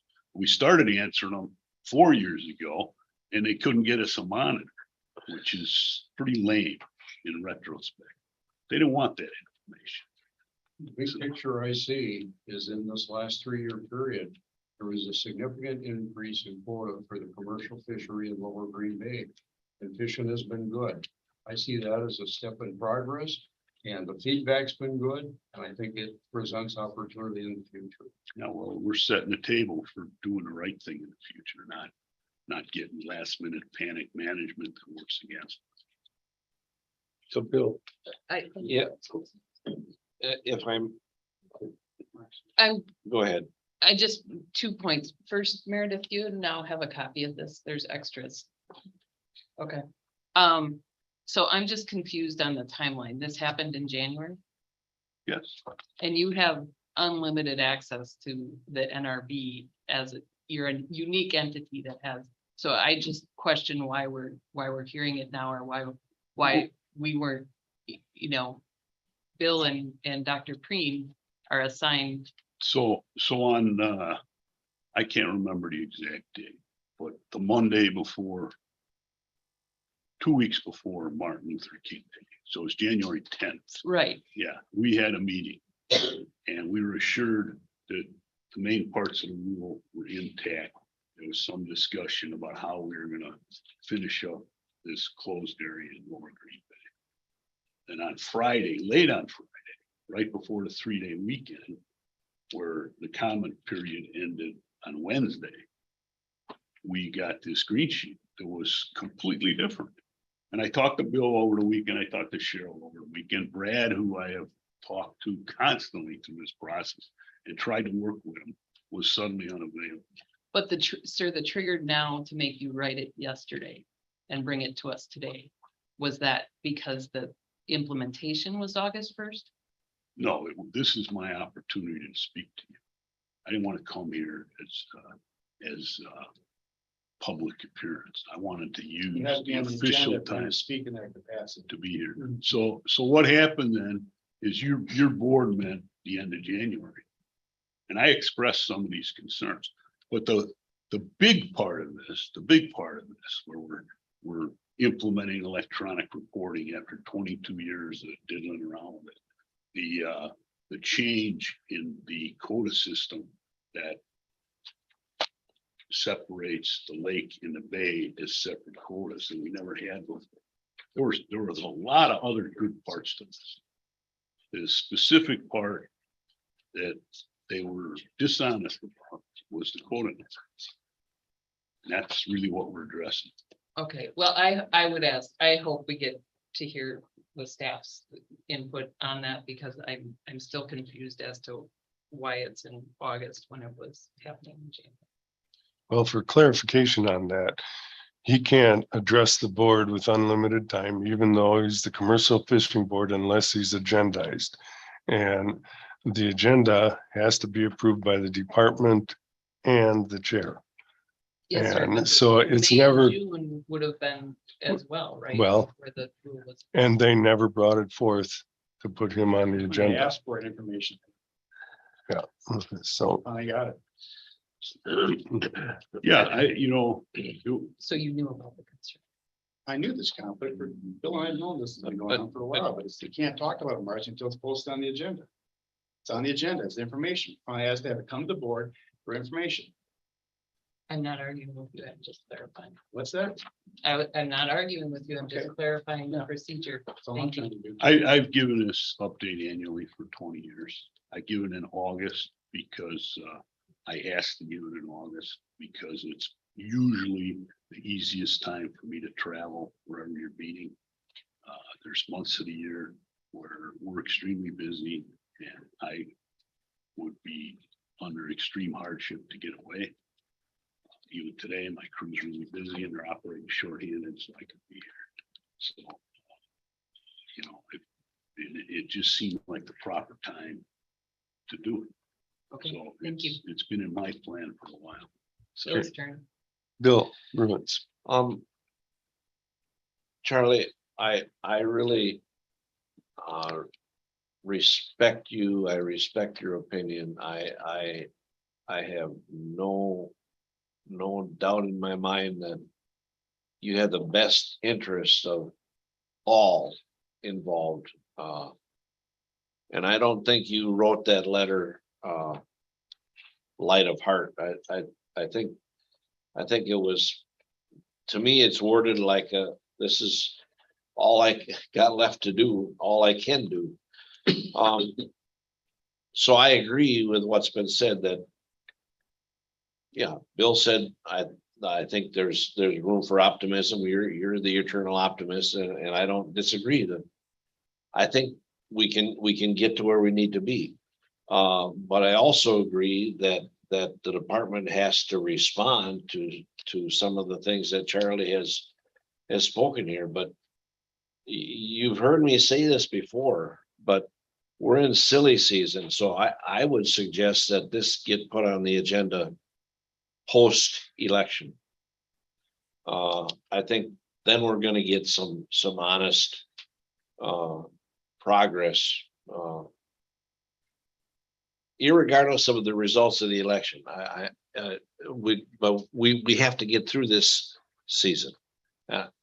Is that too much to ask, Charlie, that Not at all. And I mean, we're airing our dirty laundry, which is Yeah. definitely not my style. Yeah. And it never has been. You all know me enough over the last several years that it's not. And I've always tried to work, I've always tried to be collaborative. I get a lot of crap from a lot of fishers that I'm acquiescing to the DNR when I suggest some compromises. But it's worked fairly well, but it really hasn't in this whole period. And you mentioned a couple fishers at the last minute that supported this, and I don't want to get too far off track here, but both of those fishers have different operations, and they both, under the current scenario, have all the fish they want to catch. So they had no reason to care.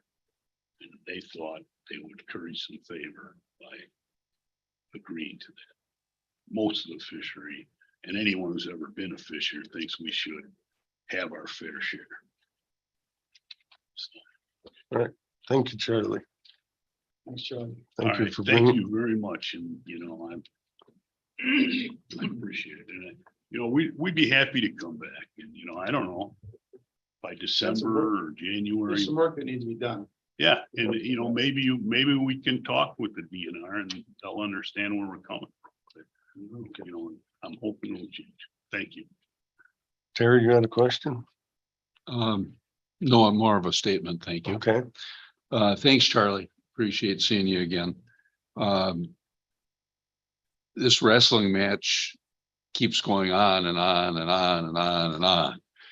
And I've been to the commercial fisheries meetings, and it's unfortunate. And I would certainly hope that our professional staff would approach this with due diligence to come to the table and get resolution.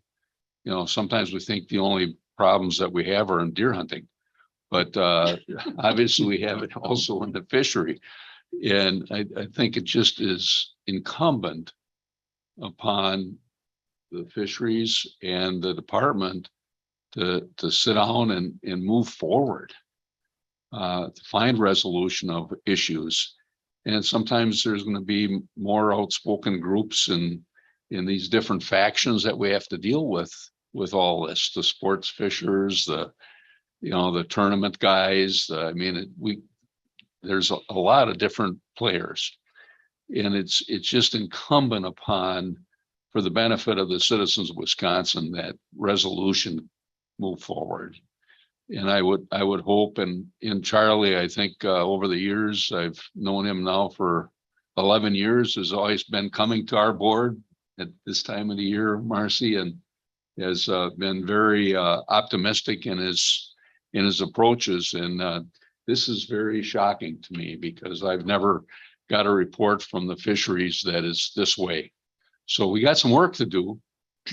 And I would hope we would take it as an opportunity to move forward, get resolution, and be able to come to the board in December or January and say, hey, we got a new direction going here, and we can move forward, because this has been controversial for several years now with the fisheries department of the DNR and with the commercial fisheries board and the sports.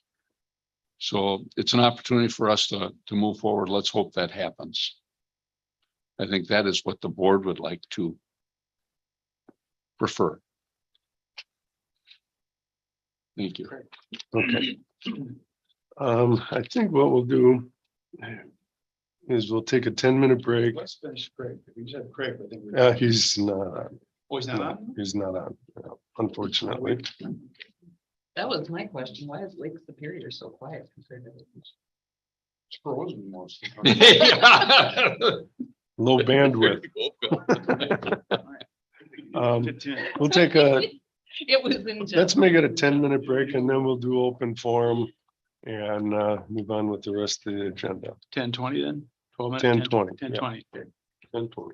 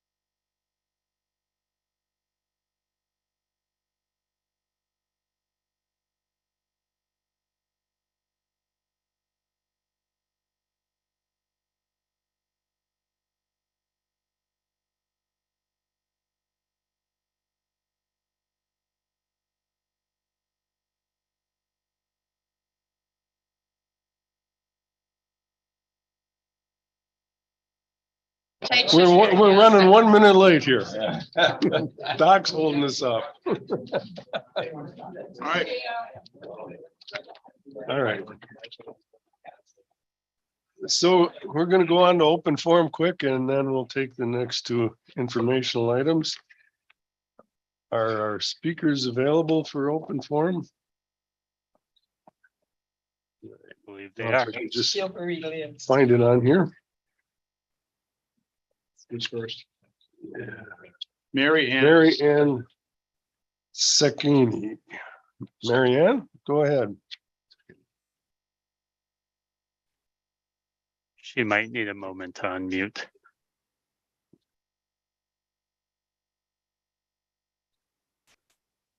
Mary Ann, can you please press *6 to unmute?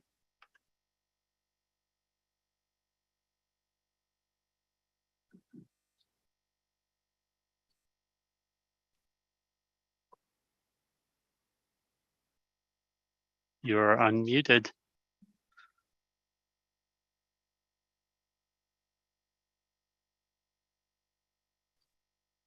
You may have to press the mute button on your phone. Okay, can you hear me? There we go. Yep. Okay, you can hear me, right? Yep. Yep. You want me to start speaking? Yes, we do. Okay, I'm Mary Ann Secony from Bryant, that's near Anigo, and I thank you for letting me testify at your DNR meeting through a phone conference.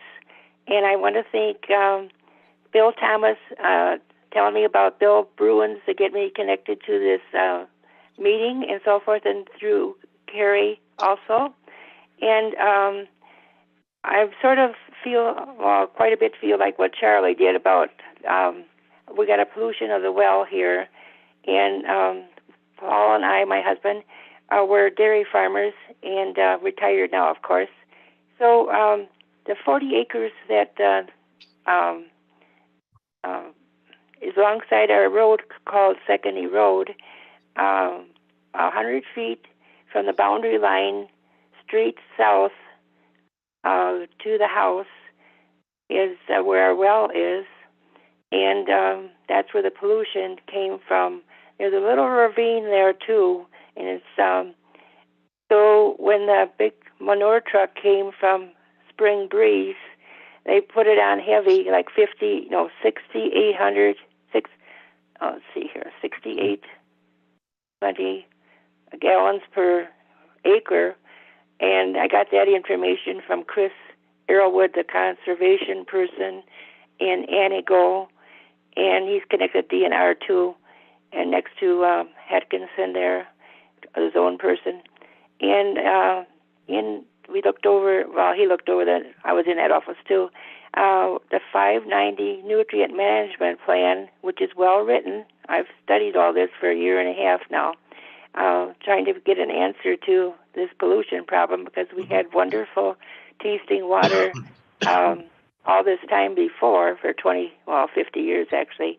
And that nutrient plan says the farmer that accepts the liquid manure from the conglomerate of Spring Breeze should, the farmer should allow the amount of liquid manure only what he needs on his land for the crop that he's growing, which would be wheat and so forth. And he had taken off potatoes before, which you don't put manure on because it gets scabies.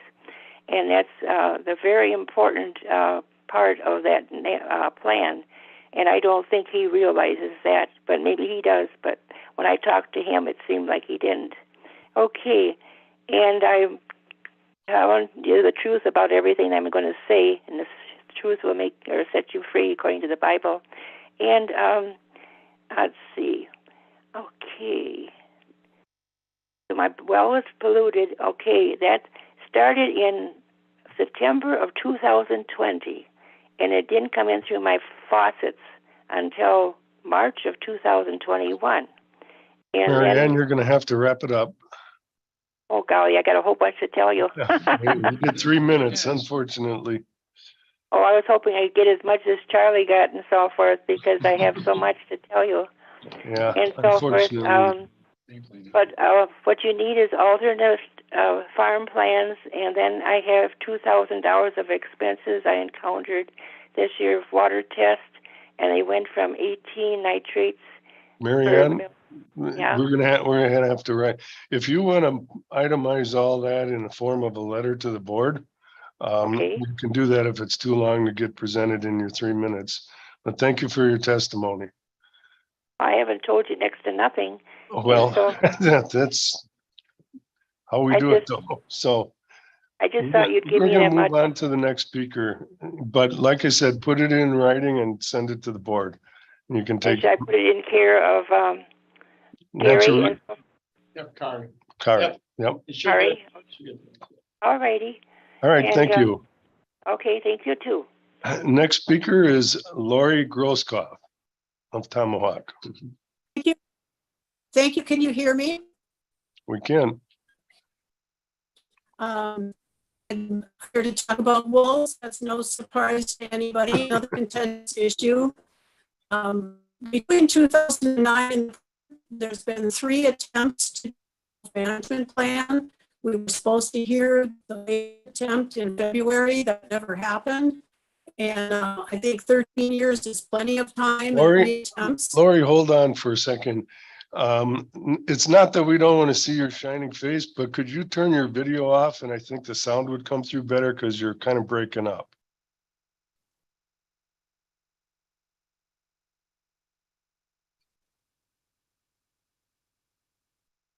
Oh, way to go, Kaz. Now we can't hear or see you. Sorry. Good call back. Go ahead. Okay. All Can you right. hear me now? Yep. Yeah. Yeah, I live in the boonies, people. This is the real world. Yep. Yep. No, Um, I figured that's what it was. So I put in over 10,000 hours on this project between 2009 and the present, and I'm a results person. And I think somebody needs to demand some results from the DNR. In addition to not having a wolf management plan, we have no wolf estimate presented to us at this meeting as we were supposed to. Obviously, this was a meeting done in June for the general public when they revealed the wolf counts.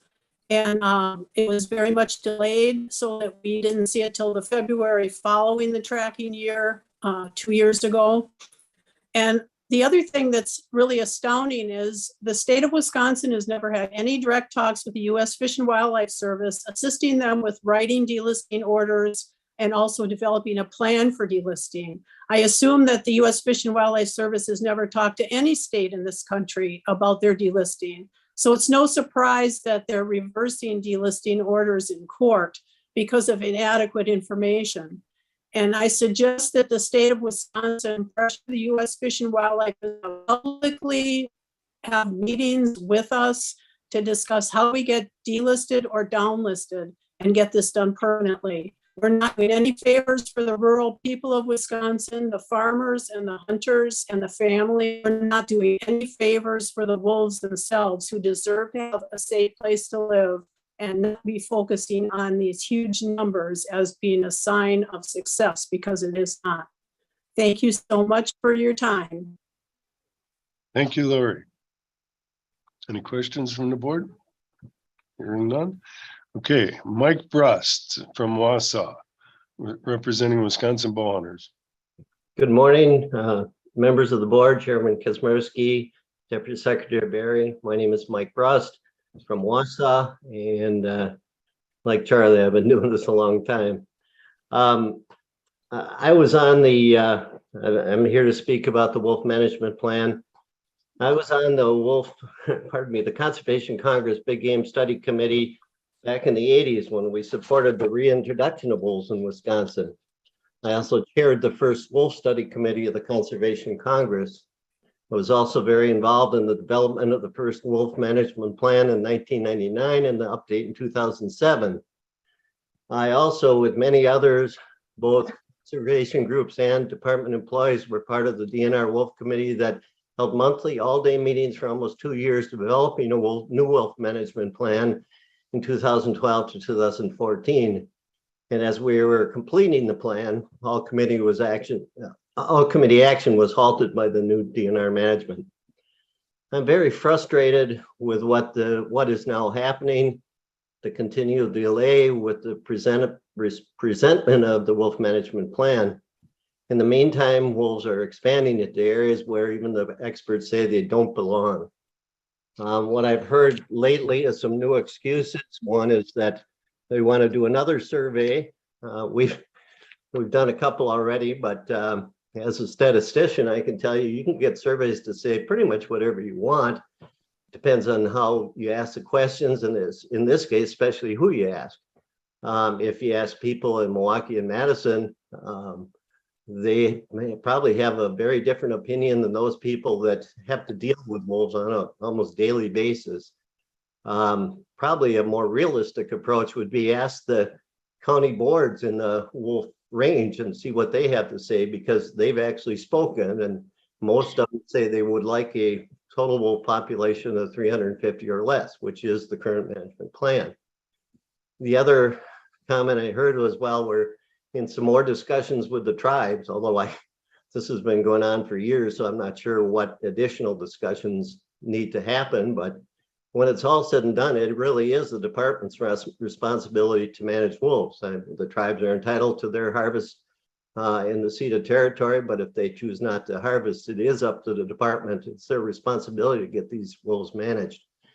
The reality is whether we have 350 wolves or 3,000 wolves for people living outside the wolf range, it doesn't really make much difference. It's just something they can argue about, but most of them will never have to deal with wolves or probably even see a wolf. But but for those in the wolf range, it's a very different story. Whether you're a rural landowner, livestock producer, pet owner, hound or bird hunter, it has impact. Mike, can you wrap it up? I've spent thousands of hours working with the department over 50 years, and frankly, I've had a lot of admiration and respect for the department. But like Charlie, I'm a little frustrated by the new department, the new management of the department that just doesn't seem to be dealing in good faith like I've always expected in the past. I find it sad, and I would encourage the board to encourage the department to get a new wolf management plan out that provides wolves protection, but also provides protection for those people that have to deal with it. Okay, Mike. I got a question. We do have one question for you. Mike, what in your opinion is the net effect of having too many wolves on the deer hunting situation? Well, I think the best example would be to look out west and the fact that wolves have decimated elk populations. And in Wisconsin, the wolves' main food is white-tailed deer. It certainly has an impact. I know where I live, we try on the Marathon County CDAC, and we're trying to figure out how to get more deer, but no matter what we do, we're still losing the battle in a lot of areas. They do have an impact, and basically has an impact on deer hunting, especially in the north. Down south, sure, I'm sure they've got plenty of deer, but we're struggling up here, and it has an impact on the economy and everything else up here. So, yep, there's certainly a correlation there. All right, thank you. And that wraps up no other questions. That wraps up our open forum, and thanks speakers for participating today. Thank you. All right, next informational item is Forest Regeneration Monitoring Program Update. Colin Bruntrock, Forest Services Team Leader, and Jeff Pritzel, Deer Program Specialist. Go ahead. Good morning, Chair Kazmierski, members of the board, Deputy Secretary Barry. My name is Colin Buntrock. I'm the team leader in the Forest Product Services Program. I'm within DNR, and I'll be joined by Jeff Pritzel, Deer Program Specialist.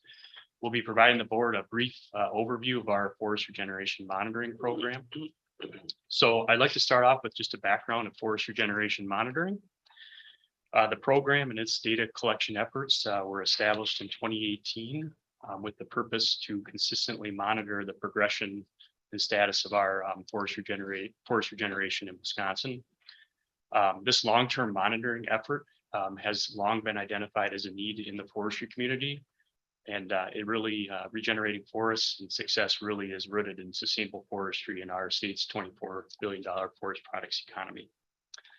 Data on forest condition and health has also been requested for other resource management efforts.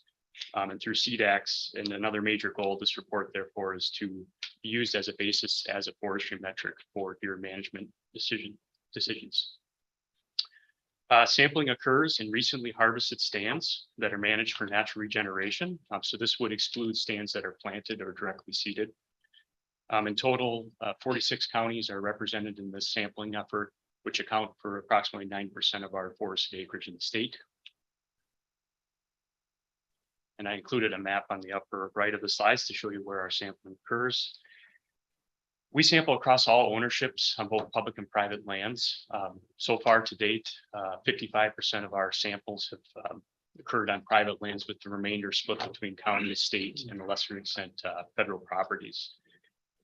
We survey in stands of commercial importance, so northern hardwoods, oak, hickory, and pine, and several examples in northern part of the state where aspen and birch are a major cover type. Oneida County is one example. Another important note of this sampling effort is we revisit stands every 3 years until regeneration has achieved adequate stocking above deer browse height. This sampling, we've reached one full cycle of data collection, and we're in the second year of revisits, and really represents a snapshot or a baseline in what we've reported so far. As we collect more data in each revisit, we'll be able to better assess some of the trends and interactions that we're seeing with regeneration success and failure. Moving on to data collection and reporting. This work is largely funded through Pittman Robertson dollars, using a team of 8 to 10 seasonal department staff for data collection. They work during the summer months, currently working right now, and we are able to sample until leaf off in the fall. This sampling has also been adopted within the Forestry Division as a required measure on our state lands by department staff, and also recommended practice on our county forests enrolled in the county forest system. So we expect more data to be collected by state forest staff in some counties moving forward. This sampling is largely modeled after a regeneration indicator developed by the Forest Service and published in 2015. We use a 300 acre plot at a intensity of 1 plot per every 5 acres in stands that meet our criteria. Our staff collect data on regeneration by height class, deer browse intensity, woody herbaceous competition, and overstory shade density. Our goal from establishment is really to become keeping this protocol simple so that it can be used and replicated across the forestry community, really given these regeneration issues are extend far beyond state lands. Upon completion of each field season in November, data is verified for quality assurance by our staff in the department and then compiled into 2 reports. The first report is compiled for landowners who participate in the program and really highlights forest composition and the species composition that we measured on that property. The second report is compiled at the county level and analyzed and included in the deer metric system for CDACs. As we move forward, this data is also being used within the Forestry Division for research purposes to help look at specific research questions. And what we're really excited for in the division is to use this data to improve our forest management guidelines and practices to really manage in the face of these challenges. And a lot of the work that's gone into these standards are several decades old. So this is new science to really help inform us moving forward. As I previously mentioned, an important output of forest regeneration surveys has been this county-specific forest regeneration report. What I'm showing here is the report from Marinette County. This report, as I mentioned before, uses data from our first collection cycle, which would be 1,700 stands and approximately 10,000 plots that went into our sampling effort statewide through 2020. And we're on the second year of revisits to these sites, and also using more data on properties that we've yet to survey. One caveat of these reports, as I mentioned, is this really is assessing the snapshot that we've collected in our baseline. So as we collect trend data, and every 3 years, we'll be able to really report on some of the interactions that deer are playing, because impacts really take repeated measurements to understand why trends are occurring. Part one of this report, which is shows in the upper right of my slides, is a risk matrix that evaluates regeneration success in deer browse. Counties fall into one of several risk categories, depending on regeneration success as compared to the observed browse in our sampling.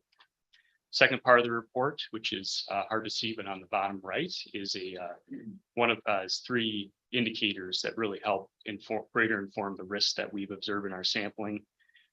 One of the indicators is stocking guidelines, whether stands have achieved adequate stocking based off of our standards. The second indicator is a assessment of height expectations that we would expect stands to reach over time in our sampling. And then the third is really observed browse risk that we measured in our sampling.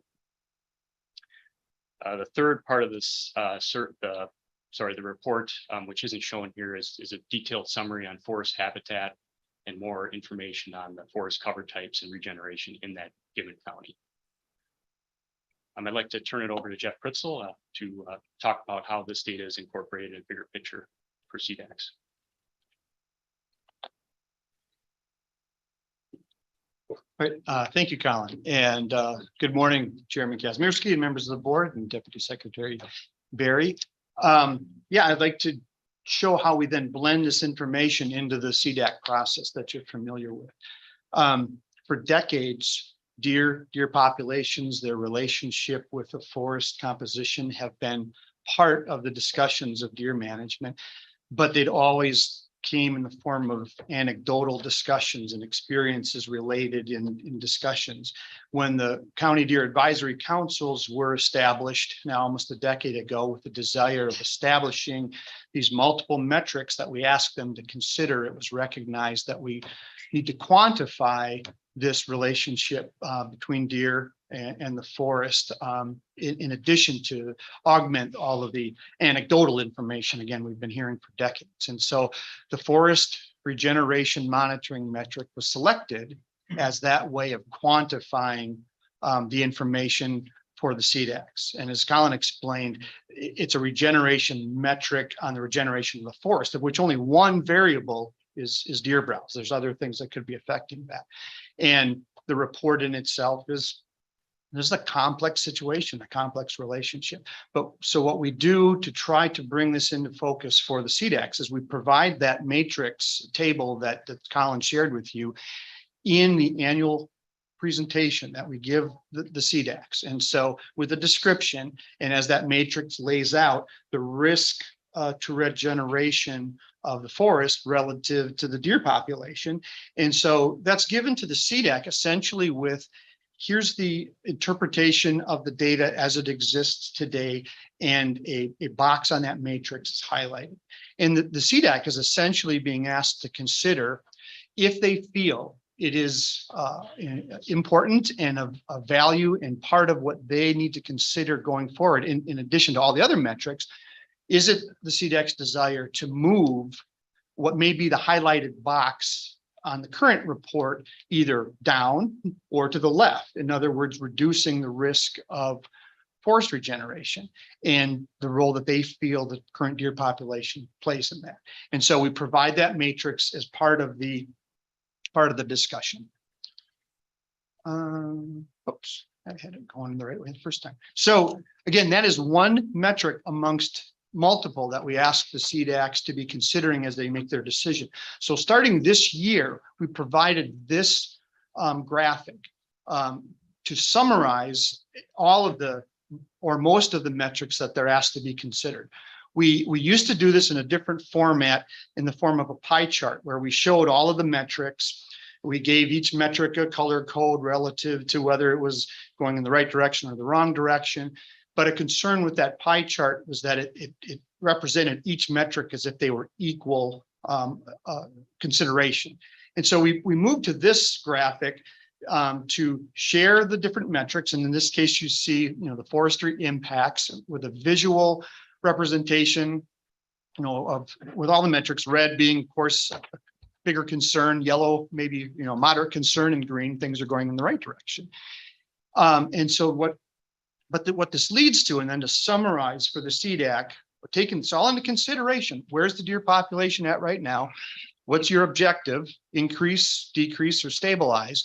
And we try to represent that in a visual, what you see in the upper left is that rectangle with the red and the green in the middle, and red below. That arrow represents where we feel the deer population is, where it's trending relative to where the objective is set by the CDAC. So in this example, Oconto County and the farmland, the deer population was recognized as higher than being desired. But the arrow is flat, it's stable. And so the discussion that then may go forth with the CDAC is, well, our first objective is to take that arrow and turn it downwards. And so it's moving towards the green, and we want to get that deer population into the green area, into the sweet spot, so to speak. And then we also have started sharing with them a metric that's been important to me, and I know it's important to Chair Kazmierski, is the performance, the relationship between the buck harvest and the antlerless harvest annually. And so we point this out to them. So in this case, bottom line is last year, the ratio of buck harvest to antlerless harvest was 1.1 antlerless deer to buck.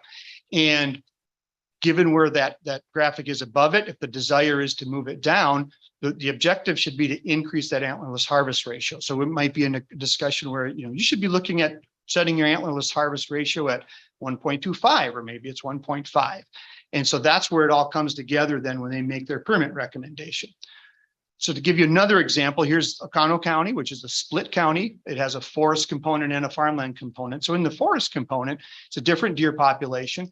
Again, given the assessment of the forest regeneration metric, the forestry impact and the relationship to deer is of high concern. However, some of the other metrics are closer to where you'd like to see them. They're either shaded yellow of concern or green. But then in this case, look at the arrow of the assessment of where the deer population is it's in the green. It's probably in the sweet spot where we think it could be. However, the trajectory is pointing up. In other words, if we stay on course, we're likely to see this deer population move up into the red. And then we're going to be talking about this differently. And again, the conversation ends with your antlerless to antlered harvest ratio. In this case, has only been a quarter or one antlerless deer for every 4 bucks harvested. So given where you're at right now, you may want to consider increasing that ratio. Maybe it should be 0.5 to, one antlerless deer harvested for 2 bucks. And so that's how this all comes together for the CDACs. And again, the forest metric, forest regeneration metric is one of those items considered with all the others. And then finally, I'd just like to show you how the report in itself is lengthy, it's complex. There's a lot of information in there for those that want to dig in and pursue it all. And we provide that to the CDAC members and to the public through our deer management or our deer metrics system. Going into our deer metrics system, you would select the deer impacts menu on the top, and that would then bring up the next window amongst those. And then you would select the region of the state you're in. And if there's a forest regeneration metric for that county, it will then be provided. You would click on the county, in this case, Oneida County, and it would bring up the full report for anyone that wants to dive into all of it. The other example that Colin showed you earlier. So that's where the FRM folds into the CDAC process. And that's our report, and time for Q&A. Sure, I got a question. Question, Bill. So I believe it was mentioned that you use Pittman and Roberts funding to do the forest regeneration study. Thank you for that question. Yes, we are budgeted approximately 200,000 in salary for So our. those are sportsmen's dollars, correct? Yeah, well, I believe so. Yep. Or it's through funded through, yep, federal. You don't, funds. you want to, it is true, right? Okay.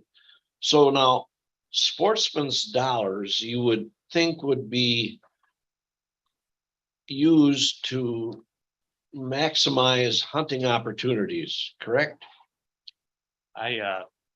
This area is just a little outside my area of expertise, so, right, yeah. Good answer. Good answer. I can see it coming my way. Was that correct? Sure, Bill, but I would suggest that one of the things that's always the case with conservation is we are investing not only for the benefits of this year and next year, but for the long-term future. So yes, it is in the Long-term future for what? If you were to look at the long-term future interest of deer hunting, good forest composition, species composition is in the best interest of our deer hunters of the future. I totally agree. Now, when you do the browse studies, do you do it with the intention of making sure there's adequate browse opportunity for the correct amount of deer per acre in the woods? Yeah, thanks for that question, Bill, because it gives me the ability to just to clarify, a forest regeneration metric isn't just a browse survey. The goal of the forest regeneration metric isn't designed to necessarily measure the full composition of forage availability for deer. It's designed to, again, capture the relative risk of the regeneration of a newly harvested forest. And so deer being just one component of that, that's not what what this. But again, with Pittman and Roberts monies, I would say the driver should be making sure that with forest regeneration, there is ample opportunity for deer to browse. And would that be a fair assumption? The forest regeneration metric is to capture whether or not the species, because deer are preferential browsers. They're going to eat what they like the best first, right? So if they're taking that composition out of that vegetative community to the degree that it's not going to be part of the community in the future, otherwise, in other words, their preferred browse, that's a concern. And so that's where this discussion comes in, because yeah, if we're getting regeneration in a forest, but if it's the species that deer do not prefer to browse on because that's what's left, that's not in the best interest of that deer population 20, 30 years down the road. But it's being used just for data collection. I mean, the money you're using just to collect data, you aren't doing anything with the data right now, you're just saying, there's the data, correct? So as Colin pointed out, this is the beginning of a baseline of information so that we can use it to monitor trends in time. We have the benefit to talk about deer, the characteristics of deer populations in a lot of ways with more historical information because we've been collecting it for decades. This is a relatively new piece of information that we are adding to the discussion, and it's going to take time. And as time progresses, it's going to become more valuable with time. Another point to be made is that we discuss this annually with the CDACs because it is one of the metrics and it's important. But this integration, I think when the FRM report is most valuable to the CDACs is every third year when they revisit their objective setting. It's like, all right, how we're going to set the trajectory for this deer population for the next 3 years. And because, as Colin shared, the data is collected on a 3-year cycle, it's not going to change dramatically year to year. Its real value is in our every third year meeting when we sit down and say, all right, where do you want to take this deer population for the next 3 years? Here's what's been going on in the world of forest regeneration, and consider that. Again, so it serves its best value to the CDACs in that every third year meeting, not the annual meeting.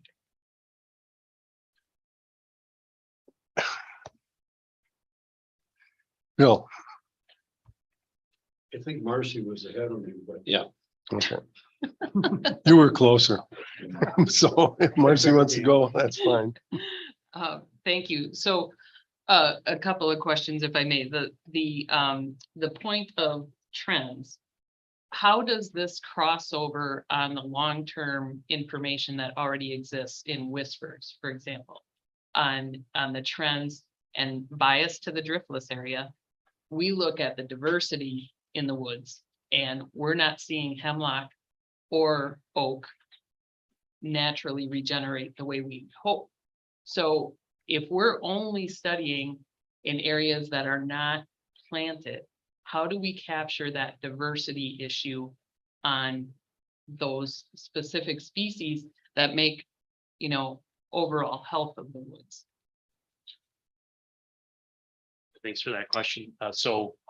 We have several other data sources. You mentioned Whispers, which is our state and county system for setting up timber sale establishment and documenting regeneration practices.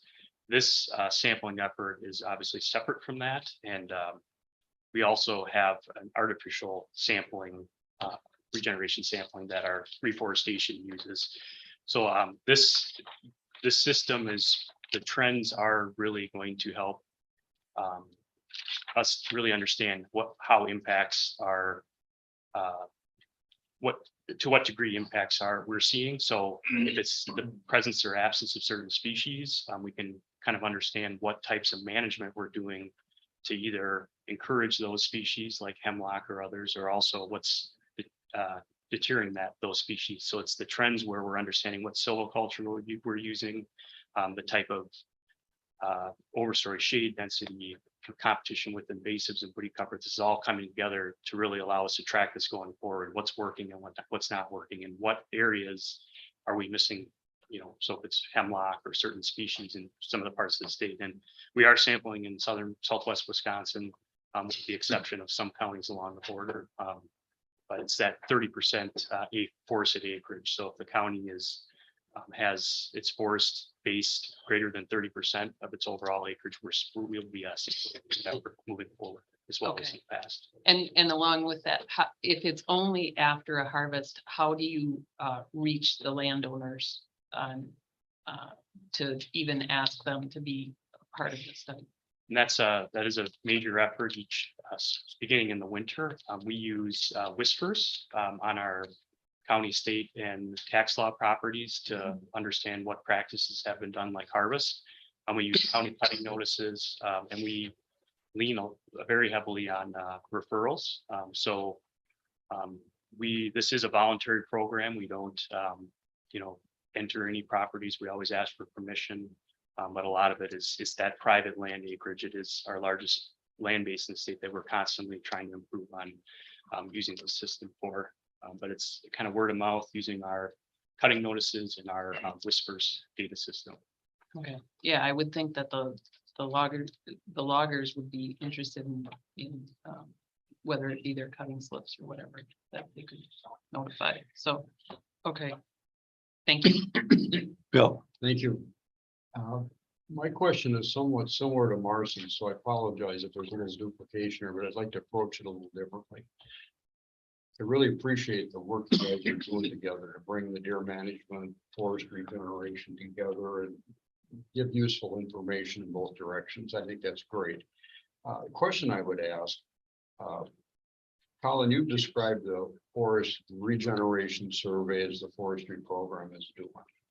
Focused on commercial species primarily, done on a 3-year interval, only in those locations where there's been a recent harvest. Some of the public input we've got over the last few years on CDACs, deer quotas, deer population trends, and all that have asked for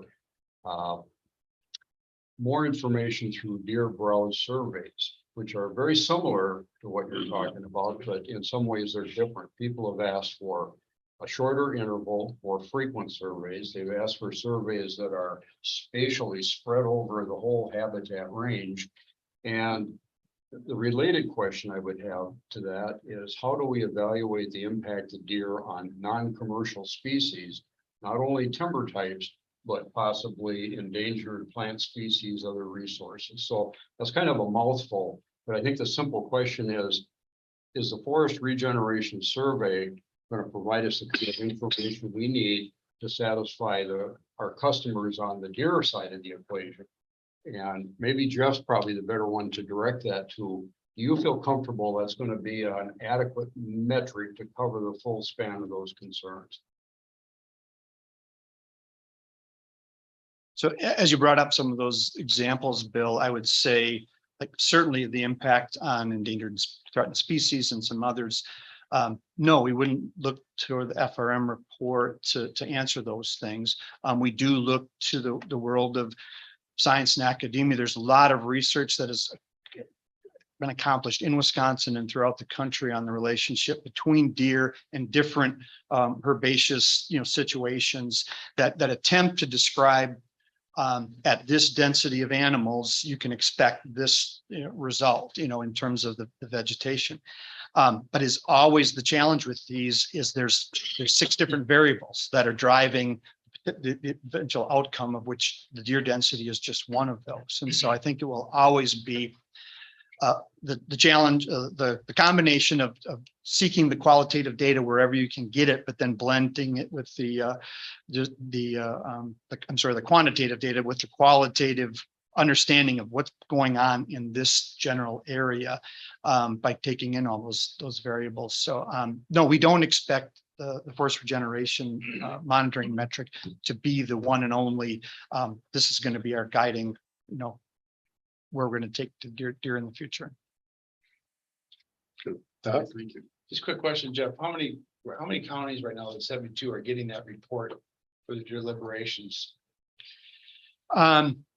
It's not all of them, because to be eligible for the forest management, forest regeneration monitoring report, you have to be 30% forested or more. So it's that's not 60, 46 counties that get their own report from the data from their county. We do have broader information that we get in cooperation with the U.S. Forest Service.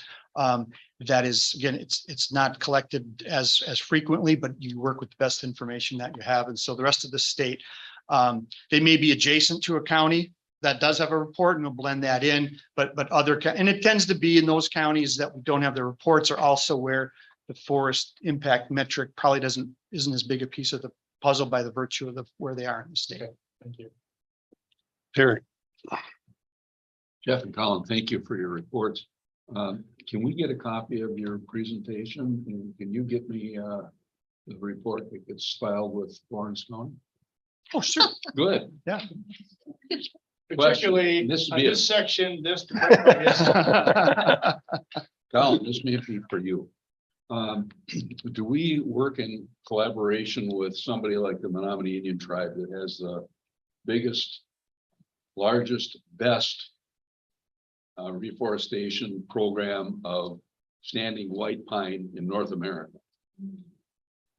That's a great question, and we've had some initial discussions with the Menominee Tribal Enterprises. This could be a tool that might apply to them and help them with their management efforts, while also, informing their decisions. And so right now we're not sampling on the reservation, but it's something we've discussed with them in early conversations. I'm thinking of the opposite. Their history of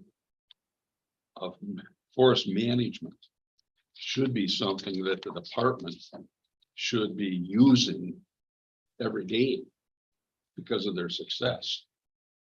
So instead of us telling them, here's how you do it, we should be going to them to say, how do you do it? And I would hope the department would open their arms up and look at that. We are hopefully going to have the opportunity in October as a board to participate in that area to show us all how well the Menominee tribe does with really the greatest stand of white pine in North America. Yeah, thank you, Mr. Hildenberg. So We'll take that back. Yeah, I'm Terry. So I hope hope that you guys, seek them out and work with them in conjunction with any enhancements that might happen, and also at the opposite, help them also, please. Thank you. Thank you. Sorry, just one more. follow-up. Marcy, go ahead. With the CDACs, they have a forester, every county has a forester. Do you see that as mainly private consultant foresters or county foresters? And would their information and data, supplement this? Or again, trying to get at that crossover because, it's not like an annual crop. You're trying to get at that long-term information. So to answer your question in terms of who represents the forestry stakeholder groups on the CDACs, it tends to be a mixture of both. In some cases, it is someone that's on the county forest department, assuming they have a county forest department. Quite often it is someone in the private enterprise, of timber management or a consultant forester. And in some cases, it's a producer, that is managing their land more in terms of a tree farm, because that's those are all potentially fits. And so we get a mixture of all of those, representing in each county. Okay, thanks. Yep. Doc? I have a Oh, question. okay, go ahead, Bill. I have about 10, so. Okay, so when I run my farm, it's not my farm anymore, it's my boys, but I grow enough corn and alfalfa and soybeans to very nicely support the local deer population to the proper level. And I can do that because there's so much to eat there that's not an issue at all.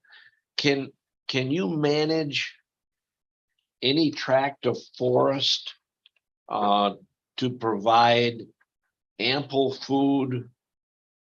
And I'm assuming in a forest is mostly browse, and I'm assuming that there's also maybe some type of woody vegetation that you can grow that deer are more attracted to. So can you manage any tract of forest and say this tract will support this many deer per square mile? The short answer is yes. The follow-up question would be then, what is your objective, for that piece of land? And if your primary objective were to Well, the optimize. CDAC certainly have that established. Well, but if the question is to optimize, as has been talked about in the world of deer for many, many years, maximum sustained yield. In other words, how can we create the opportunity for the maximum number of animals to be available and harvested every year? Sure, there's ways to go about that. And there's plenty of literature that would suggest deer are benefactors of disturbance to the land, right? They do best in the face of following up disturbances. And we do that in the form of timber sales, whether it's in the form of a storm.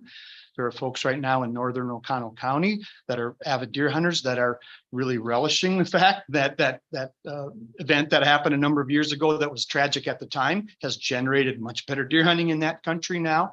And so, yeah, you can manipulate if your goal is to say, we want to generate this many stems per acre of this particular species because it will support the maximum number of deer on the landscape. But there are consequences to that approach too, right? There's always trade-offs. And so the discussion is, and in most cases, our deer populations are reflective of a landscape that we are manipulating for other purposes, either purposefully or incidentally. If we were to take a tract of land and say the exclusive focus and purpose of this piece of property is to manage it for deer, that's going to send you on one path.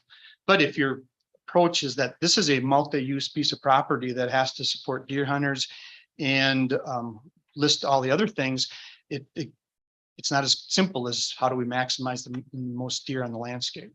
So with that, you're basically saying there are areas in Wisconsin where your goal is not to make sure there's an adequate number of deer on the landscape.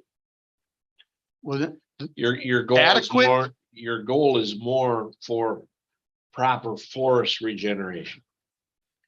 Our goal is a sustainable ecosystem that can support all those multi-interests in it. And I would say that using the word adequate versus optimal is, and or maximum are not the same thing. And optimal to one person is, 15 deer per square mile is optimal because that allows all these things to play out. In another person's mind, the optimal deer population is 50 deer per square mile because it maximizes my opportunity to see and harvest the deer. And this is playing out in a very complicated matrix across the state and within each deer management unit, which makes our discussions very interesting every year.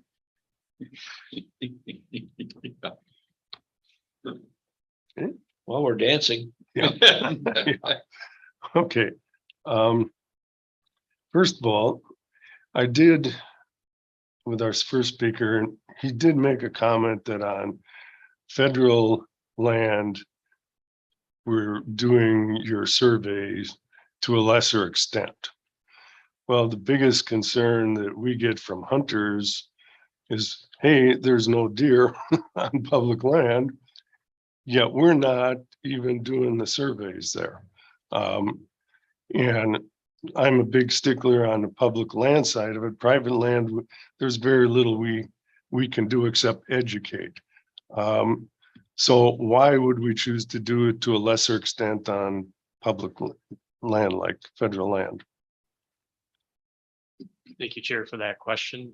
Right now, sampling on federal lands is primarily in cooperation with our Good Neighbor Authority program. So our staff within the Forestry Division will go to all recently harvested stands with our Good Neighbor agreement. So that is a limited number of stands, and then the Forest Service handles a lot of the regeneration assessments, on all the other stands. But it's a good point. Represents a significant acreage in a lot of our northern counties, and so really the point there is we're focused on Forest Florence, and then in the Bayfield County area, in those areas that are all Good Neighbor Authority managed properties. So it's not that the feds won't allow you to make your little circle and monitor that. You're just not doing it. Yeah, well, I don't know the specifics of the conversations that we've had with the regional offices, but it brings up a good point that it's something that we should consider, is partnering more with the Forest Service on our national forests. Well, I don't even know if it needs to be partnering. We should just be doing it. Those are all lands within the state of Wisconsin. So I guess one last question I did have. An important tool that CDEX were supposed to be provided was a mapping of their county and how much habitat are they adding and how much of it has outgrown the good habitat, so they can monitor that when they're making their assessment. Do we have that GIS mapping done yet? Because we're already expanding it into creeks moving and things like that. But do we have it done yet for forestry?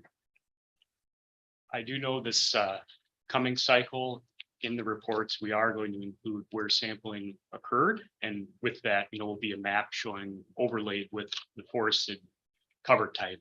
As far as the specifics with, other habitats and everything, I'm not sure whether to what extent we'll have that, but it is something that we're going to include in the county reports. But at this time, it's not provided to CDEX.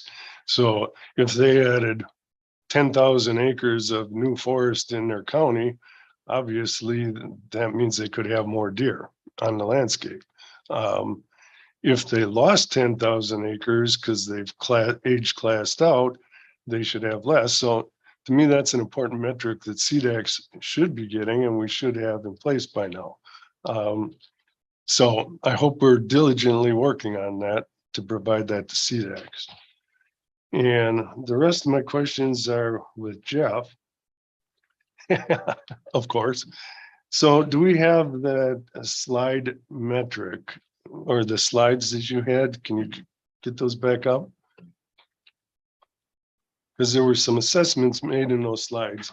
And by the way, are those posted on the CDAC sites for the public to see, or are they just handed out to CDAC members at the meetings? Sure. So to answer that question, the slide is part of the presentation that is given to the CDAC. Again, this year, because we did that in a live format during the meeting, it was not a document that was accessible. The 2 previous years, because of COVID considerations, we pre-recorded those presentations and put them online. And that was an interim thing to meet that need. We went back to just doing it live. One of the trade-offs there is that it's not an accessible document. But it could easily be posted to the site, not the whole presentation, but those hard copy charts that CDACs are basing their decisions on, yet the public really isn't privy to and can't go to the CDAC site for their county and go, oh yeah, here's the slides.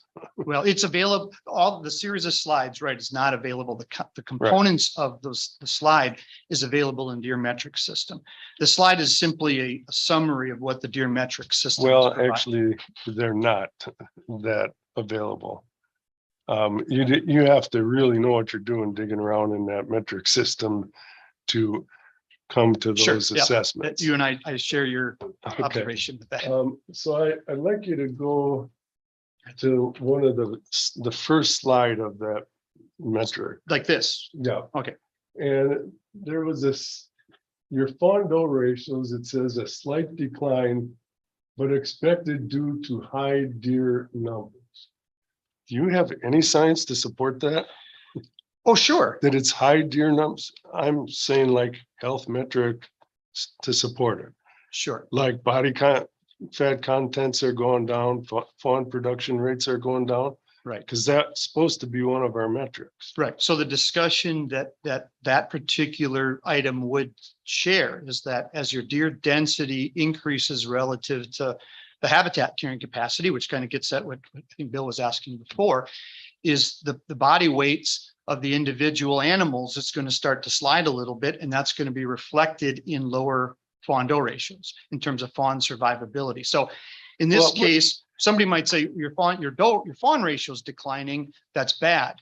That's not necessarily the case. That's the deer population, seeking equilibrium with its habitat.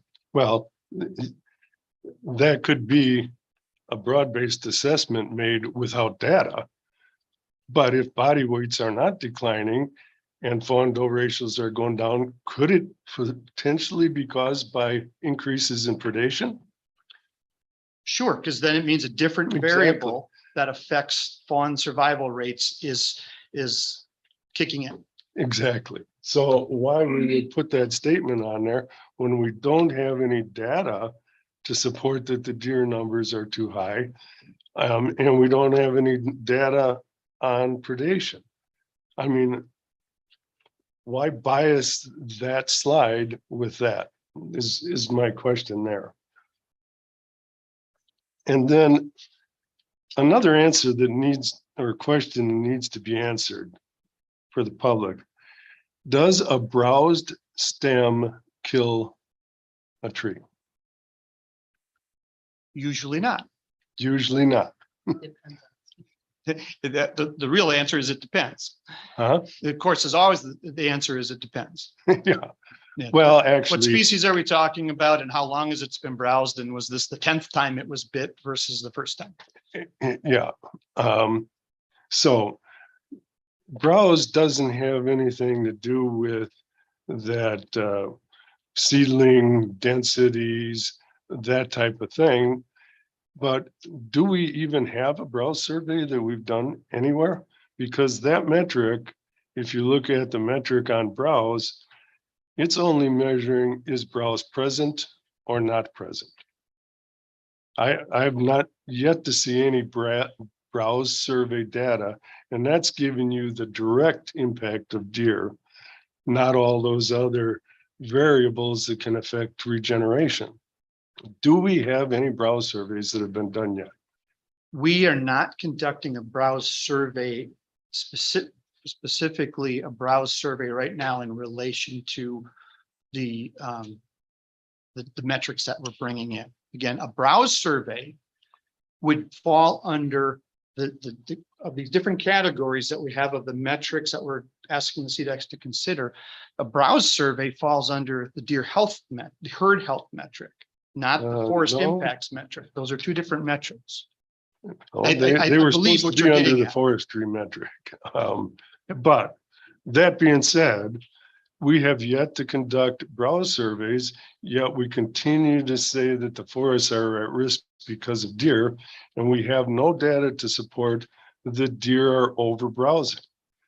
And that's the angst that non-county foresters and stuff are saying, hey, we do not see a browse problem out there. Why do you guys continue to put the blame on deer that there's a browse issue? We're not seeing it. And we don't have any data to support either side of that equation right now. And that was one of the number one metrics that were supposed to be implemented in that Crow plan. I'm going to turn it back over to my partner, Colin, because he has some background information that from his program.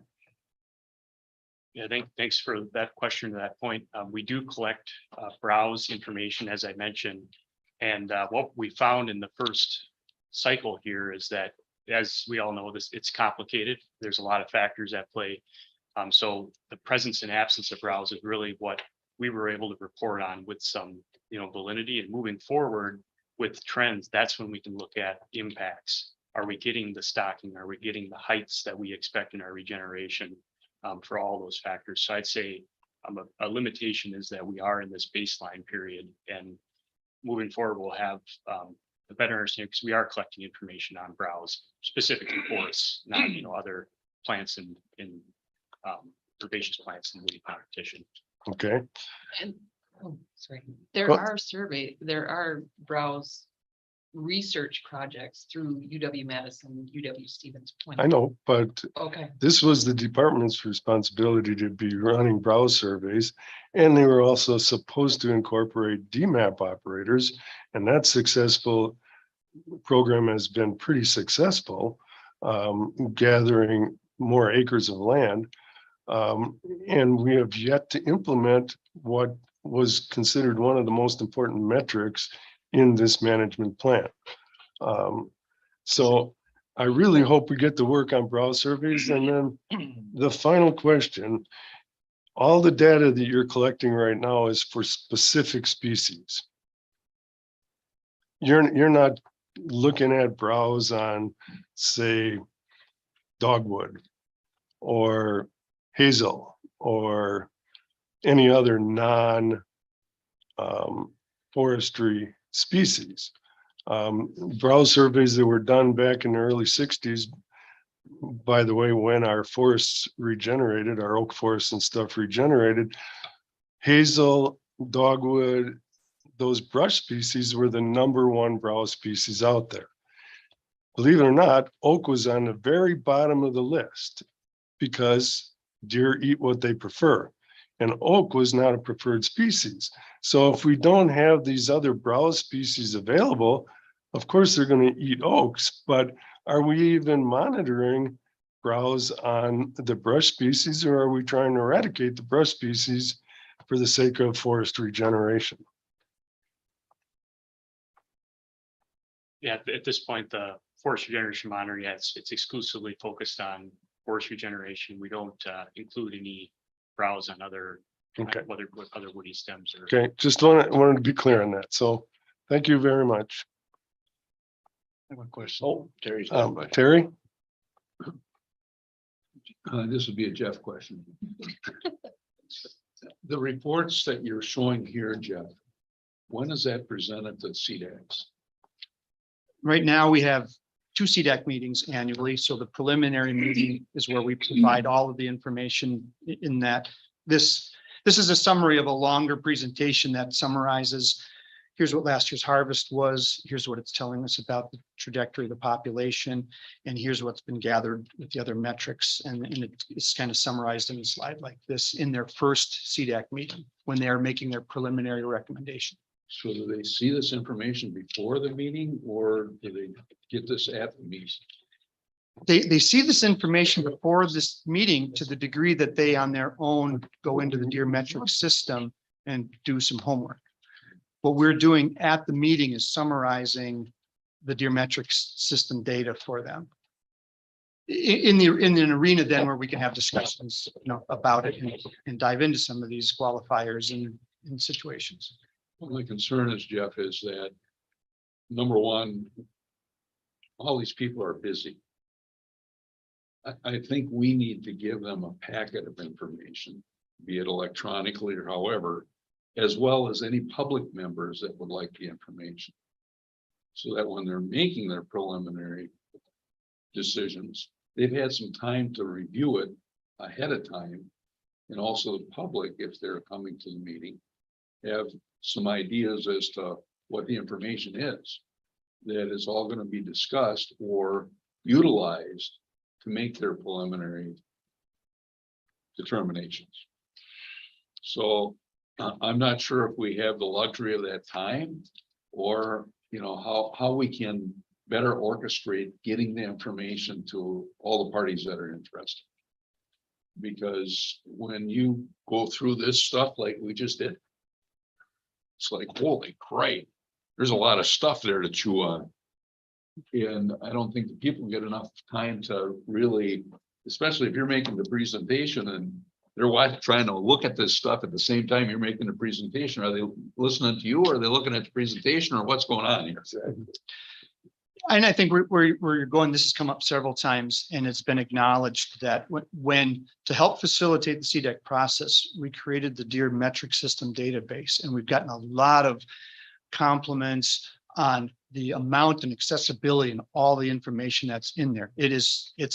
It's been a great asset. However, as you're pointing out, and as Chairman Kazmierski has pointed out, if you're a more casual deer participant, it's overwhelming and so what we're acknowledging, and I think the path forward is to look at that deer metric system and utilize what we've learned in terms of how to capture that information in more user-friendly and presentable ways, perhaps. And that's not a simple task.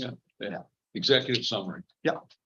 Would be helpful, I think, for people. So Jeff, just a quick comment. I mean, we just witnessed our discussion of complexity that most people. Okay, so my concern is with CDEC, going back to CDEC, I hope that we strive to have a baseline that's similar throughout the state. So if I join CDEC and I want to be a part of the council, I know what the green dot, red dot is without bias. I believe there's some bias in there in the department. Not saying there's a secret agenda there with forest browse, but I believe that sometimes it means this and sometimes it means that. Just got them talking about dogwood, not part of it. That's part of a deer eating habitat. So when I look at this piece of paper and I look at green light, red light, blue light, whatever, it's got to mean the same thing, whether I'm in Marathon County, or I'm in Vilas County, or I'm down in southeast Wisconsin, or the Driftless area. It doesn't seem to me, when I talk to people, it doesn't mean the same. It depends on what does the department want to push through for that. And maybe I'm wrong here, but that's the perception I'm getting out there with the public. Is there some bias on that little green light, or put a big red X on it? Like you got to kill some more deer. There's too much this. So when I look at the browse study, I hope that we have a baseline that's clear as today's sky, that people understand this is what this means. And not, well, in this area, we studied it this way. In this area, we studied it this way. Oh, the federal lands, they do it this way. Because that just muddies the water to a point. If I'm trying to do my best job with that county's deer, I just can't use that information. And in some cases, the information is not available. So that's the strive I would do. Simplify it, baseline it the same, so everybody knows that that's what that means when we say that. And if it means that you don't do studies for all the browse, make it clear as the sky that that's not happening. But it's confusing, and I can see most CX just go, whatever. I don't have time to study it. I'm not wrong. Heavy duty. All right, I guess we're done with it. Thank you for your presentations. Good job. And next on the agenda, informational item, Dr. James Kroll. Is he available? Ah, yes. Hi there. Hey, how you doing? So first I want to thank you, and just so the public is aware and the department is aware, how much are you getting paid for this today? Nothing. Same as I got the last 4 or 5 times I came up there. I appreciate it though. We appreciate you joining us. Hey, So- one thing I'd like to, if I can share the screen from here, I have better control than, I sent a copy ahead, but I think I can do it from here. If I can't, we can go with that because y'all don't want to hear me say, next slide, please, over and over again. Okay. Let me see if I can share. It says it's disabled. I didn't even know that. Katie would have to enable that one. Katie, can you enable that for Dr. Crow? 1 second. All right, thank you. Thank you, Katie.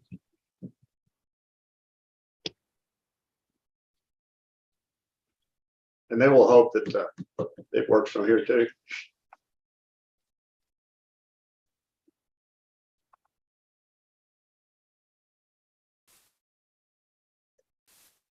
That should do it. Okay, good. Let's see what I can do here. How about that? Can y'all see that? Nope, we're seeing your face.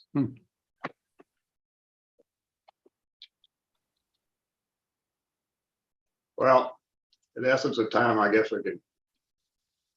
You'll just have to say next slide. Oh, Took a There you minute. go. There you go. Got it? yeah. All right, good. Make it bigger though. There. Higher and higher. Got it? Yep. Yep. All right. Well, first of all, thank y'all very much. It's been some interesting discussions I've listened to today, and y'all are very thorough, as you always are. And I have over 20 years of passion for Wisconsin. People think of me as a Texan, but I've worked with whitetails over the last 50 years from Mexico to Canada, and worked still active very much for 20 something years over there in Michigan. So what I'd like to do here, it's going to be a fairly lengthy report, but we're talking about 10 years, and I can't believe it's been 10 years since the trustee report was done. Yeah, when I was called by Governor Walker, asked me if I wanted to be the deer trustee, and they were using the term deer czar. I said, I don't want to be a czar. Czars end up in a ditch with a bullet in their head. So I've never really liked that term, but anyway, it was an honor to be chosen to do that. And there were some serious problems at that point in time. And people were up in arms about a lot of things, ranging from deer management to CWD response and all that sort of stuff. So I said yes, and that didn't go over well with a lot of my colleagues. They saying, there's no room for politics in deer management, and it's not politics, it's the public. So it was in 2011, 2012, we issued our report, and by this also needs to be better understood. And what's amazing to me is how few people have actually read the report. But I was the chair of it, but I had 2 incredible men working with me. Dr. Gary Alt, who literally turned deer management around in Pennsylvania and got fired later on, by the way, but is well recognized as having done that even to this day in the state of Pennsylvania. And then Dr. David Gwynn, he's very special because he is the guy who invented deer management assistance programs when he was at Mississippi State. And he is a remarkable human being, and it was a joy to work with these guys, and they put everything they had into it. Now, we were given these 8 categories to deal with, and I'm not going to sit here and cover them all today. I'm narrowing this down to basically 5, and then but the focus is going to be on deer management assistance programs and on county deer advisory councils. Now, I've always gone by Wilson's law, and that is a lot of people say if I hadn't believed it, I wouldn't have seen it with my own eyes, and that's often a problem. Back to my position as deer trustee, there's been a lot going on people don't like. They've attributed to our report that's not even in our report, but But a lot of times you think you have one opinion, you think you see one thing, and you come up with an opinion about it, but it actually turns out to be something quite different. Now, I've always likened deer management to a triangle and a three-legged stool. One is people, one is habitat, and one is populations. Why a three-legged stool? Well, in the case of what was going on up to 2011, if you leave one of them out, like in this case, a lot of times people, what happens? You fall on your rear end. And so you have to address all three of those factors. So let's talk about the people end of it. And the best way to do that is through those DMAP programs and the CDEC program is those are two great programs. I'm going to talk later, there needs to be a nexus between them, but they're two great programs that are dealing with people. But you have to understand that all deer management is site specific. You don't manage deer in Lansing, or you don't manage deer in Madison. You manage deer on the site, and that how big that site is builds up from the landowner to the county on that. But it's all site specific. And the essence of DMAP is that biologists do not manage deer. There's not a state biologist in this country who actually manage deer. The people manage the deer. The biologists can set seasons and bag limits, but the people are the ones that manage the deer. It then follows that the role of the biologist should be to assess the goals of the people. What do the people want? And provide assistance in reaching these goals. And provide critical data for decision making. And aid in evaluating in the evaluation progress. And then to conduct research, usually through university cooperators, for critical needs data. Kaz, you talked about the browse surveys. I'll talk about that here in a minute. But that's the kind of stuff that we need. The genius of DMAP is that involving landowners, hunters, and other stakeholders in the data collection process, when they're involved in it, it's real hard to criticize something you were involved in. And you have a lot more faith in the data that you helped generate. So it builds public confidence. This leads to trust and good decisions and improved management. Now, on the CDEC end of it, all deer management is site specific. I said that in this case, the county unit. The management unit is the county. The nice thing about CDEC is the intent is to involve all stakeholders in it.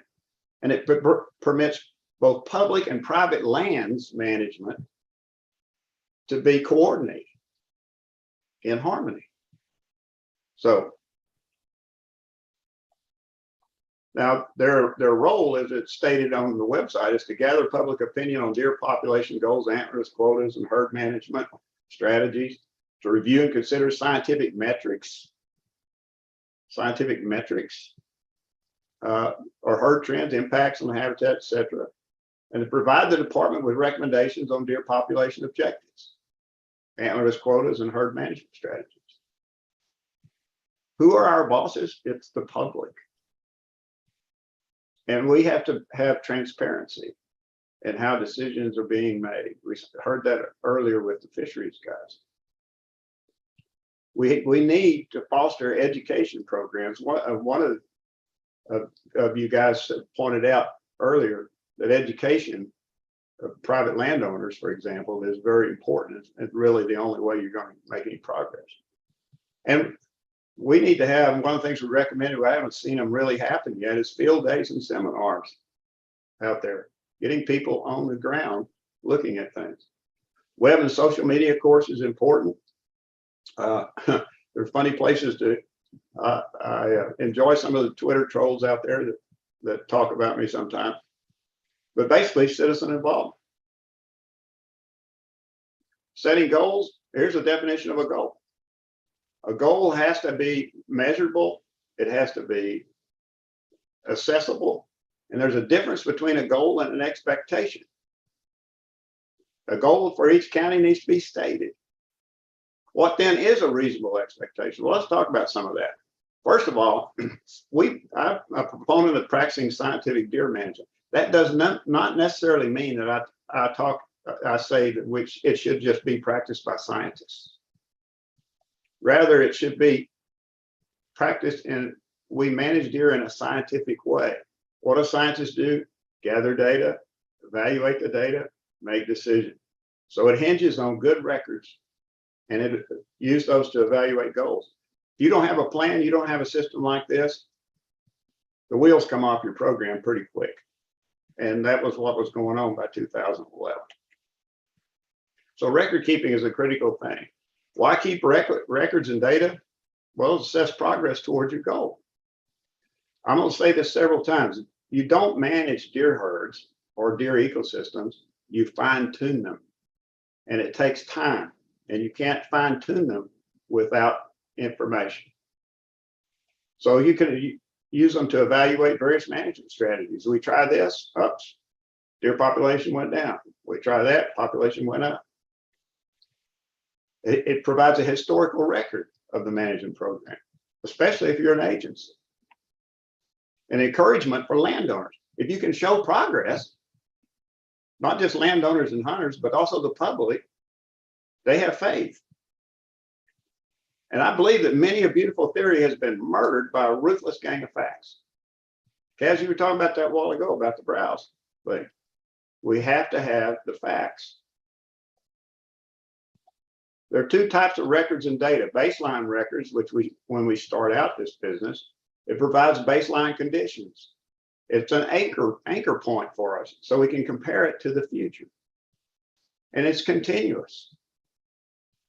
And the continuous record keeping provides annual checks on the assessment of progress toward our goals. It also is an early warning for emerging problems. And it's encouragement and confidence generator again. What is the most effective management tool? I used to ask my students that and they'd come up with a long list. The answer is the one that's used. And so you can come up with all these metrics, but it's the ones that are used that are going to be the ones that are effective. Let's talk about populations. What do we really need to know and what do we really not need to know? Trying to obtain an accurate population number of the deer in any area is the La Brea tar pits of wildlife management. You're not going to win trying to do it, and it's not really possible. And it's gotten more agencies into hot water trying to estimate how many deer there are in the state of Wisconsin, for that matter. No matter how accurate your population estimate is, and we agreed with the 2006 audit of SAK, it's not very accurate. It's going to be questioned, even if you knew exactly how many deer you have. So our recommendation in the report was to limit the use of SAK type models to monitor deer population size and trends at the state and regional level, just to look at trends. Do away with population goals and population estimates at the DMU level. To replace the current DMU population goal definitions and comparing deer population estimate, we need to go, we had recommended, and y'all, I think wisely adopted, to rather increase, stabilize, or decrease population. I have to give a lot of credit to Dr. Gwen for that, because that's one of the things that's really working over in the Atlantic states. And develop a set of metrics to monitor the progress. And a lot of those, but some of the metrics we recommended have yet to be developed. Okay, here's got this from the population from the CDAC website. This is the estimated population, post-hunt population for Wisconsin. And you can tell over there in 2017 that they must have started using a kind of a different model because there are confidence limits. Those are 95% confidence limits. Stop and think about that a minute. Look at this one right here. That means that at 95% of the time, the real number is going to be somewhere in that range. And that's not going to go over well with the public. But here's my point, and I've lived by this for 50 years.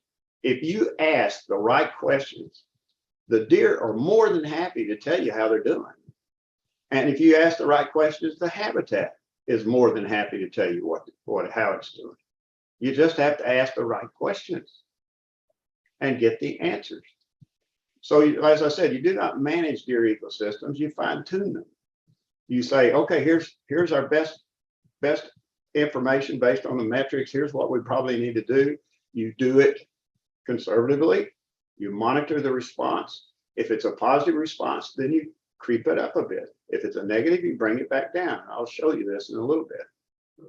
Let's talk about the real metrics of deer management. First of all, the herd stocking level. You'll be interested to hear that, Bill. You were asking this question a while ago. The demographics of the herd, the recruitment, the herd health and mortality factors, and age-related antler quality, because why are a lot of these hunters out there? They're looking for better bucks.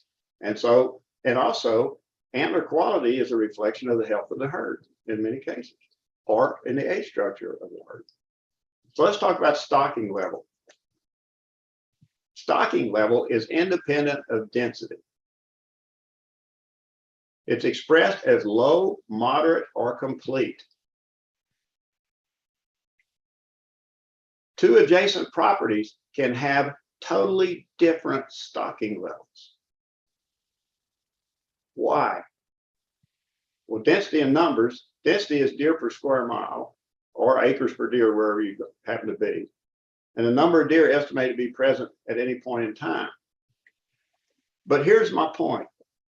These are two parking lots. Both of them are the same size, but they have different numbers of cars parked in them.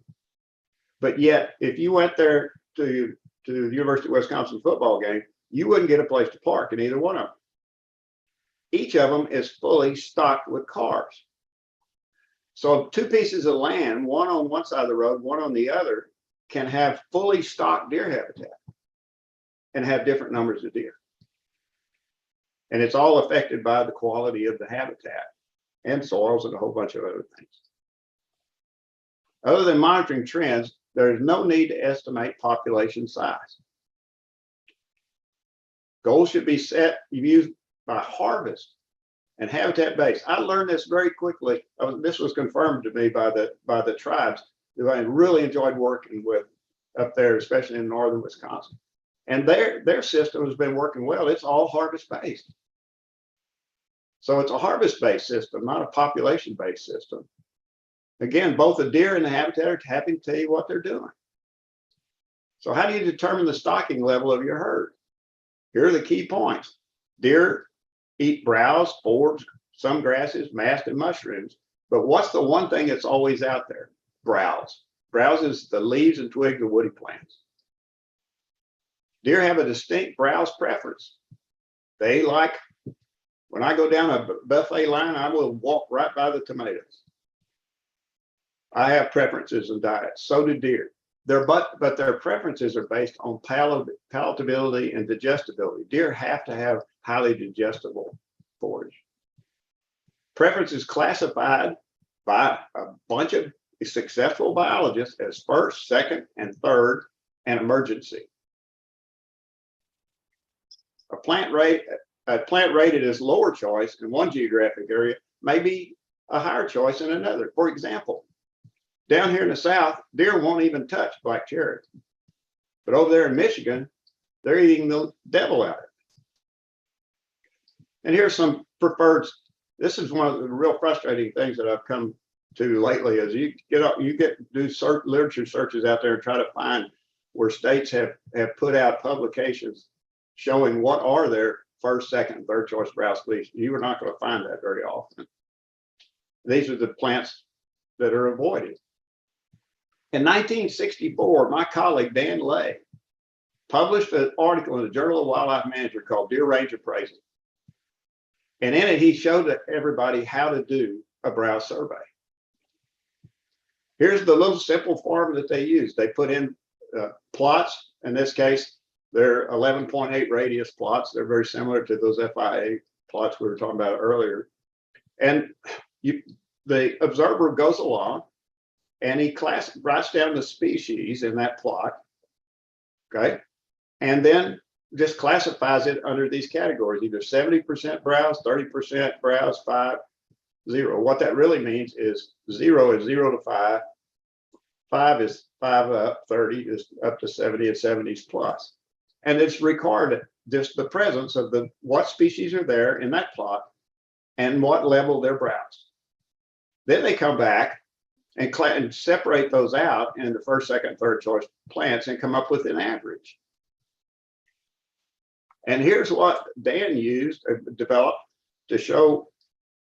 He showed that if, for example, a lightly stocked stand would have a first 35% or less first choice browse plant use. A moderately stocked stand would have 55. A fully stocked or heavy stocked stand would have over 60.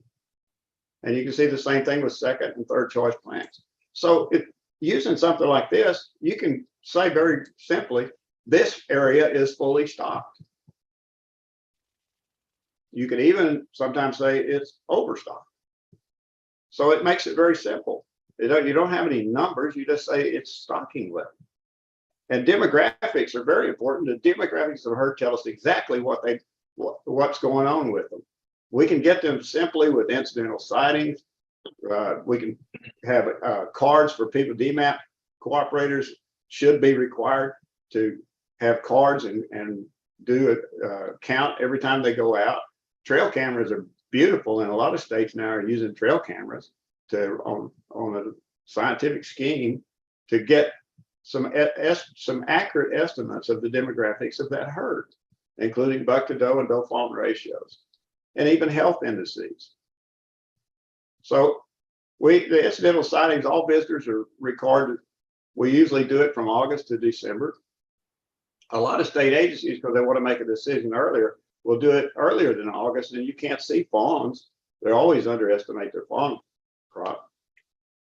So we record the sex, the relative age, if it's bucks, the number of fawns.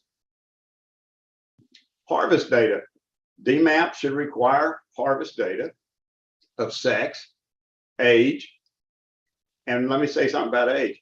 We can teach people how to age deer. I've done it for years.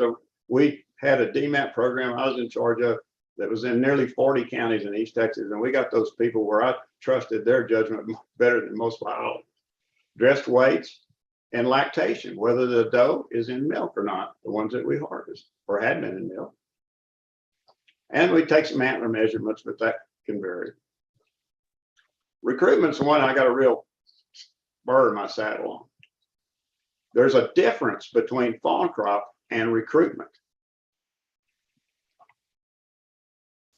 Fawn crop is the number of fawns that make it to the fall, or the percentage of fawns in relation to the does. Fawns per 100 does. Herd recruitment is a different. What it is the percentage or number of fawns that live to be 1 year of age. That's when they're truly recruited into the herd.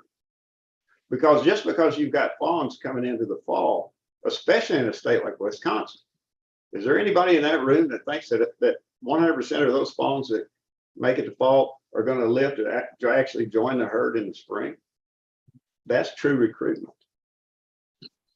And often the biologists talk about fawn crop as recruitment. Tells you a great deal about your productivity. It is, you can have, in a lot of places over there in Michigan, you can have, some places I have 80–90% fawn crops. And then my recruitment's 12 in some years. So it's a big difference. They really give you an early warning of what's going on out there. It's very much nutritionally based. Herd health and mortality. That's a very important one. Deer can survive almost anything, but how well are they getting along and making? So having a lot of deer does not necessarily mean your herd is in good health. Deer are perfectly happy again to tell you how they're doing. Well, how do you do that? Well, One of the things is we need to know what their conception rate is. We need to know what our fawn survival rate from birth to the first fall. We need to know what true recruitment is. We need to know what overwinter mortality is of all age classes. That population estimate is post-hunt. What goes on between post-hunt and the next fall? Condition indices such as kidney fat index, bone marrow fat, those are very important ones. How do you get all that stuff? Parasites and disease. And then again, antler quality. Body weights, that's an important one. Here's an interesting question. What should a mature buck weigh in Bayfield County? What should it weigh? That gives us a benchmark to compare against what they're actually weighing. What we do a lot of health checks, and we recommend it's one of the best agency things in the world. Not only can you gather great data, but also you get great credibility, and you get, especially when you do them in coordination with the public. Every year, I started working over in the northeastern part of the lower peninsula of Michigan at a place called Turtle Lake, and then all the surrounding landowners around it, very large area. Reason I went there was that it was the epicenter of tuberculosis in Michigan. The agency guys told me that those clubs and landowners were unmanageable. That was a challenge to me. But we went over there, and every year we do health checks and invite everybody in the area to come and sit and watch. It's almost like an amphitheater, like a surgery center. And it's amazing how we have changed the attitude of those people in that large area that were unmanageable before. The participants are the club members, yes, and the surrounding landowners, but also the MDNR, until COVID came, were there every year. Also, the Michigan State Veterinarian was there. And so we were pulling blood samples. We helped them develop a blood test for TB. We were sending heads in for CWD analysis, all that stuff. We still do it to this day. Over the years, we haven't necropsied hundreds of those. We've necropsied thousands of those. And people there'll be 50, 60 people there every year. We do it in February. They stand around there and ask questions, and we show them things. Some of the things we look at is lactation, and we look at parasites. And how do you do that, and what does that mean? We pull out the jaws and teach them how to age, but we age everything. This is a 3.5-year-old. Then we open those deer up and we take them apart. And we look at things like, we show them, for example, the difference between the kidney fat in a buck in February and the kidney fat in a doe in February. You know, she's got it made. Look at that poor buck. And that really gets in their head that, hey, our bucks may need some help.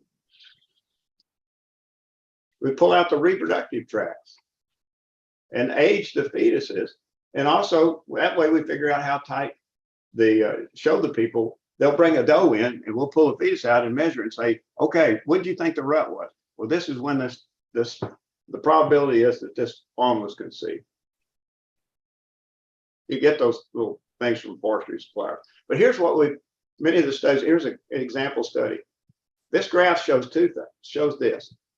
There's our fetal count on the left. In fall, we're down to that many fawns. In late winter, we're down to that many fawns. And then over to the right, that's our true recruitment. And down on the lower right, it shows the differences that you see between places that are managed well and places that are not. Other states do this kind of stuff. Ohio's done a bunch of stuff on counting ovulation and the carpa lutea. They've done all that stuff. And it's best done. Here's what I learned in East Texas. We were working over at 40 counties. And we were going to hunting clubs at night and shooting does. They were taking them back to the lab and doing the necropsies. And when we left there, all those landowners, all they thought was, hey, they've taken our deer off. So then we designed a truck, we called it the Death Star, but it was a complete necropsy unit in a truck. And we collected the does off that property.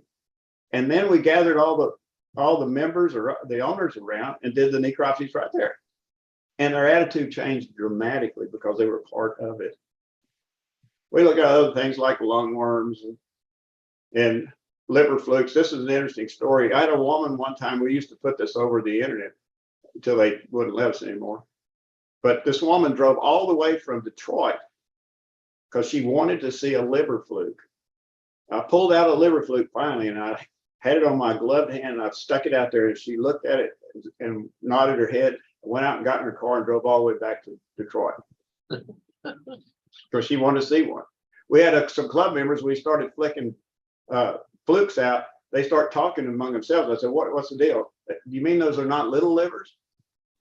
I said, what? Yeah, we've been grilling those. So they would quit that. But it's been a real credibility building. And age-related antler quality, you know, the trail cameras have worked great on that. The data on harvest works great on that too. So those are good metrics. So mortality, there's mortality at conception, there's mortality in utero, there's mortality after fawning from starvation and predators or other. There's summer to fall mortality, again with predators, there's hunting mortality, and there's overwinter mortality. We have got to do more research on the impact of predators. There is a suite of predators that over the last 20 years has started to really develop out there. And a lot of them are specialists like bears. We have learned that bears are fawn predator specialists. I've watched them go in search patterns, finding fawns. What is it? We'll have a scientist at a university that studies the impact of coyotes. We'll have one that studies the impact of bobcats. And they'll say, well, it's really not that great. What is the cumulative effect of these suites of predators is one of the things we need to know. So we need a lot of research on that. What about non-predator mortality? We've got some good data that's in our metrics on automobile. Okay. Let's talk about habitat. We're in a downward spiral in habitat. Fragmentation is the biggest problem that deer have right now. And in Wisconsin, during this study, which was back in the 90s, can you imagine what it is now? There was a 70% loss, or the rate of loss was 70% of land to wildlife.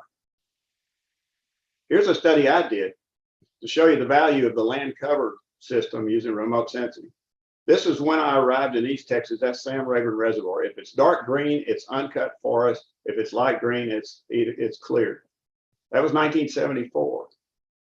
Here's 1984, 1992, 1997. When you show this to people, they understand it. That green area down there below, by the way, that's a national forest. I was fortunate enough to be the director of the Columbia Geospatial Service Center system. It was the first in the nation. We had distributed computing, which is unheard of in those days. I was blessed to be in charge of mapping and recovery of the Columbia disaster. It was the biggest recovery effort in the history of man. We covered every 10 feet of an area 200 miles long and 75 miles wide. We successfully predicted where the crew cab and the left engine was going to be. And that was just got people's attention about geospatial systems. Part of our work in Wisconsin was to say, hey, guys, we said to the governor, you need more money put into geospatial in Wisconsin. And it definitely benefit deer. Well, I've been out there looking at what you have. It's getting better all the time, but the Bayfield images are dated 2014. We were showing changes in land cover on a yearly basis. Deer range needs to be split into public and private. And you need land cover maps. Here's a land cover map. And that we can do that with remote sensing. All right, the applications, this was when we first started being, let me tell you something. Jeff and those guys have done an incredible job. I am so impressed and so proud of all of you. There's when he started. I knew right away that when you got into the DMAP program, what was going to happen. You're going to need more people. But this was when he started. This was 2015, I believe, 14 or 15. And look at it today. Actually, I think I got this right. There's more than that now. There's 407,200 acres, 1,905 participants with an average land size of 214 acres per participant. That is impact. And that is a valuable source of information. And I hope that the data that we have them gathering are being used and distributed and working with a nexus with the CDAC folks. I looked it up, what they say. You don't need to read all this, but here's the information they give. What if you say, okay, I joined DMAP in Wisconsin, what do I get back? And you get a bunch. You get a biologist on-site visit, you get recommendations, you get maps, you get all sorts of things. And that's one of the things that makes it so popular. But one of the things you got to have in a DMAP program is timely feedback and reports coming back to them as soon after the hunting season is very, very critical. And here is, again, the genius of DMAP. In our reports, what we do is for a county, we show them what their data look like compared to what everybody else's data look like, the average. And you see in this case, this is buck harvest density, acres per buck harvested. And there's the DMU average, and there's Johnson Co-op. Well, they're killing fewer bucks. They've got more acres per buck kill. Well, let's look at some other stuff. The lactation rate. That's interesting. Johnson Co-op has a lower lactation rate, and that's been the trend. The average has been going up for the other cooperators. And how about dose per buck? Buck-doe ratio. Now, when a landowner sees this, or a DMAP cooperator, the public or whomever sees this, and they go, "Oh, what am I doing wrong?" That segue, that opens you up to saying, "Hey, have you ever thought about this? May be the reason those 2 does you killed on 500 acres last year might not have been enough." And that's the way we work it. We fine tune it over time. They always ask why, then they ask, what can we do? Okay, we've got all kinds of suggestions there about, no, there's no indication that lactation rates and demographics are being taken. And does the annual report include comparisons to the average like cooperator? Is there an annual meeting or workshop for DMAP participants? There should be. But the bottom line is I see no real problems with the DMAP program. Congratulations, you guys are doing a great job and you're evolving. The only problem I got is I'm going to talk about secondary metrics. There should be annual meetings of DMAP participants with presentations on latest developments and discoveries, deer biology and management topics, opportunities to meet with their biologists, interpreting reports and records, training programs for better data collection. You can do these on a regional basis. Okay, here's the map of CDAC. Basically the increase, decrease, and stabilize. We recommended moving away from SAK. Now here's what the CDAC people tell me. And that was an interesting comment one of you guys made earlier. They're very confused. And some of them are working great, some of them are not getting along, but it's going to work out over time. But they're very confused.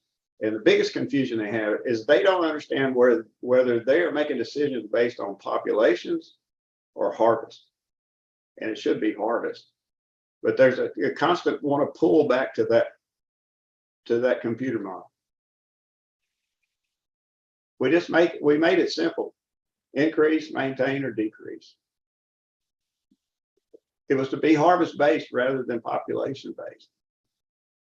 The decision making was based on the metrics. And we noticed some of the metrics were not developed or not available at that time.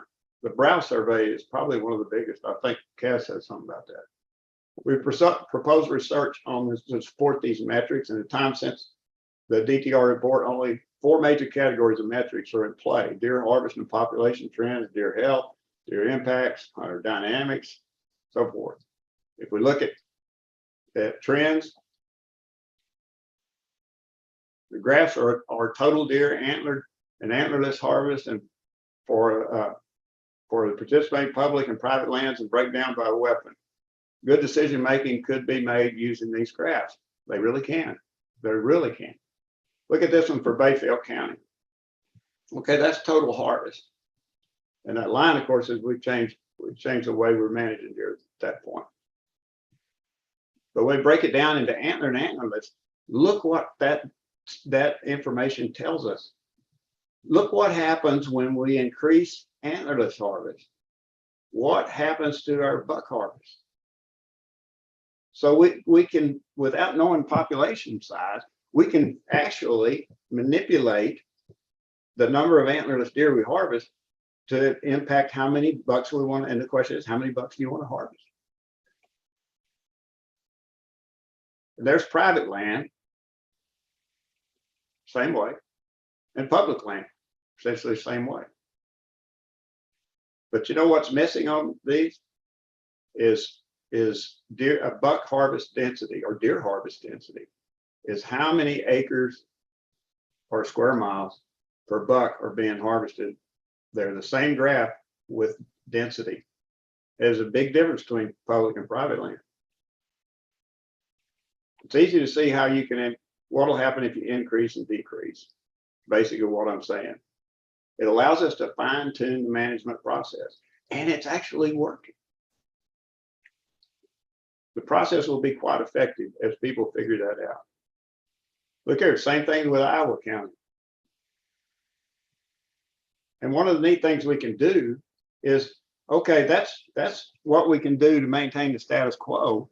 But what if we want to increase? So we raise it. What if we want to decrease? We lower. The only significant issue with these data are the harvest density is not there. It is for the private, public, and private all together, but not for this separated out.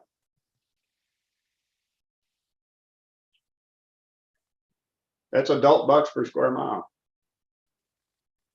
What about does or antlerless deer per square mile? And what about it for the public, and what about it for the private land? They're going to have to be managed sometimes differently.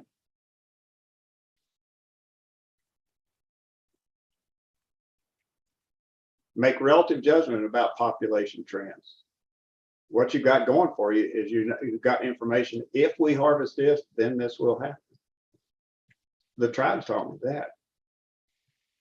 When you couple them with good harvest graphs, there are contradictions. When you couple population size with harvest graph, there are problems.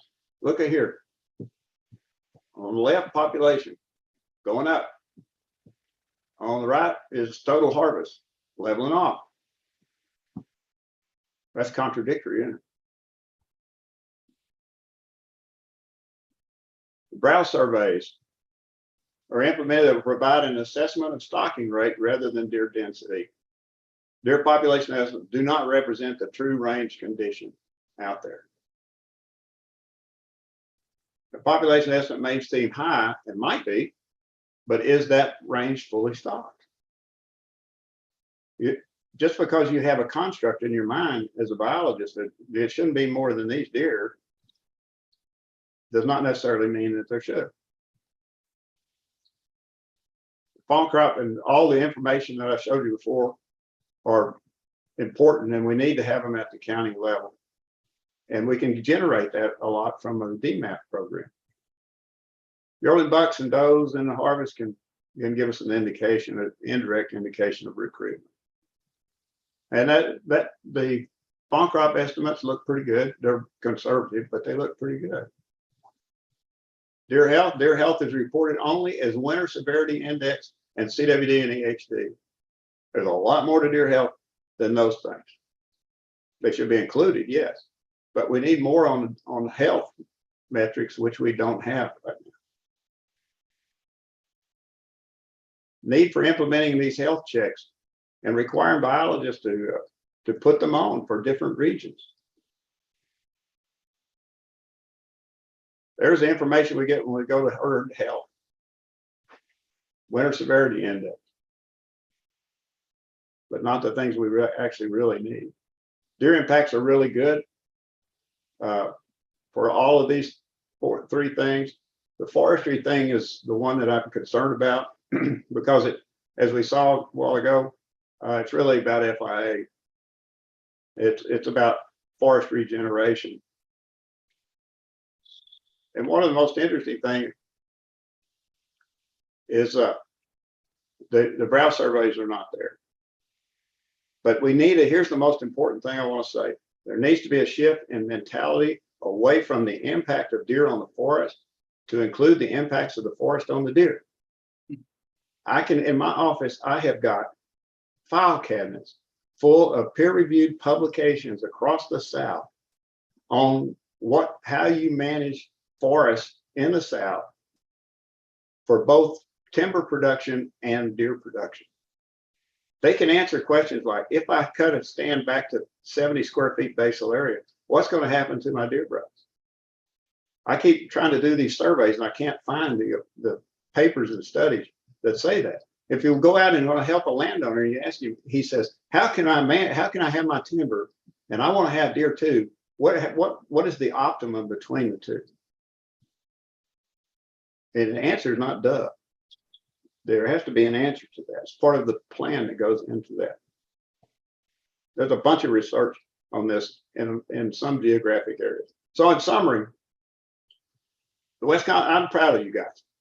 The DNR has made a considerable progress towards implementation of the DTR recommendation. Some of the key metrics recommended in the report have yet to be developed. The DMAP program is off to a great start and will continue to grow. There are people, by the way, there are other states now copying what you're doing. So you must be doing something right. And the use of harvest-based decision system can be more effective than the use of population estimates and goals.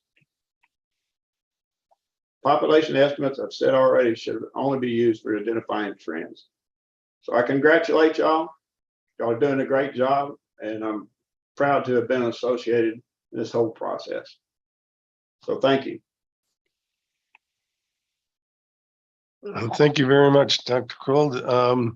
Got time for questions if we have any from the board? I always got time for questions. All right. Any questions, Bill? Yep, you touched on predator issues at various times of the year, and that it was really important to get a handle on how much of an impact a predator has on deer. Where do you think we need to go with that in Wisconsin? Well, there's a need for research. The UW will be happy to hear me say this, but we need some really well-planned, targeted research projects on predation, objective research projects, where and there's different procedures to go through the research designs to use, but it's achievable. And we need to start looking at it as like I said, as a predator suite, and really quantify the impacts and when those impacts are predators on the deer populations.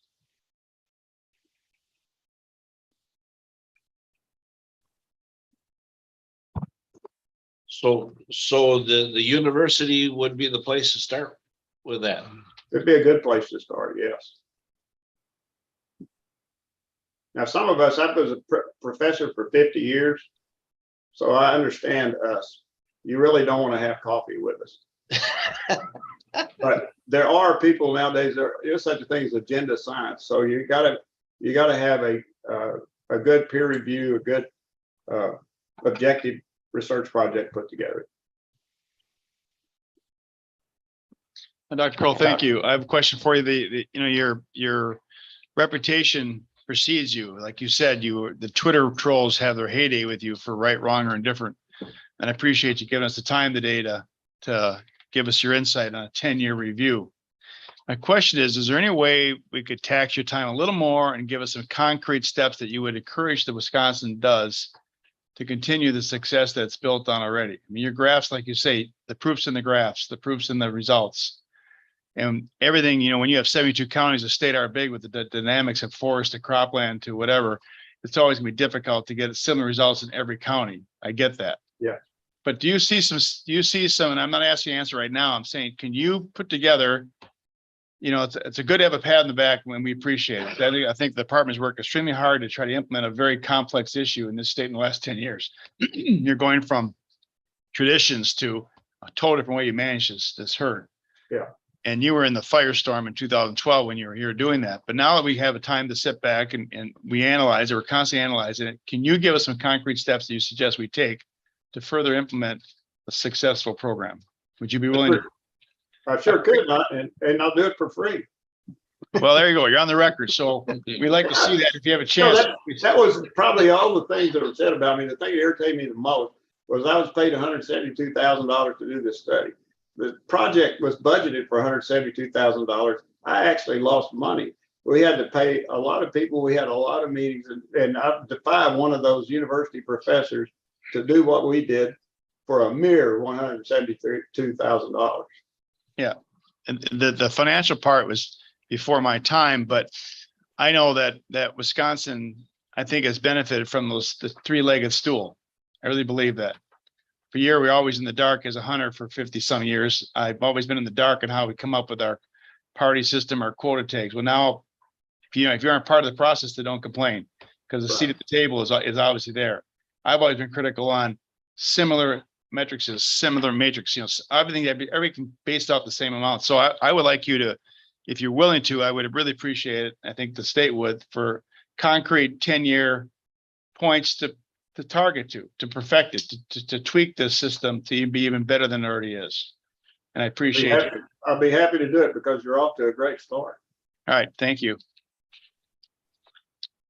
Well, thank you, Dr. Kroll, for your time and energy. And I wasn't here for the early years, but it's nice to look at the progress that's been made and to get your perspective on that. I know your focus today has been mostly on DMAP and CDACs and some of the management issues relevant to that.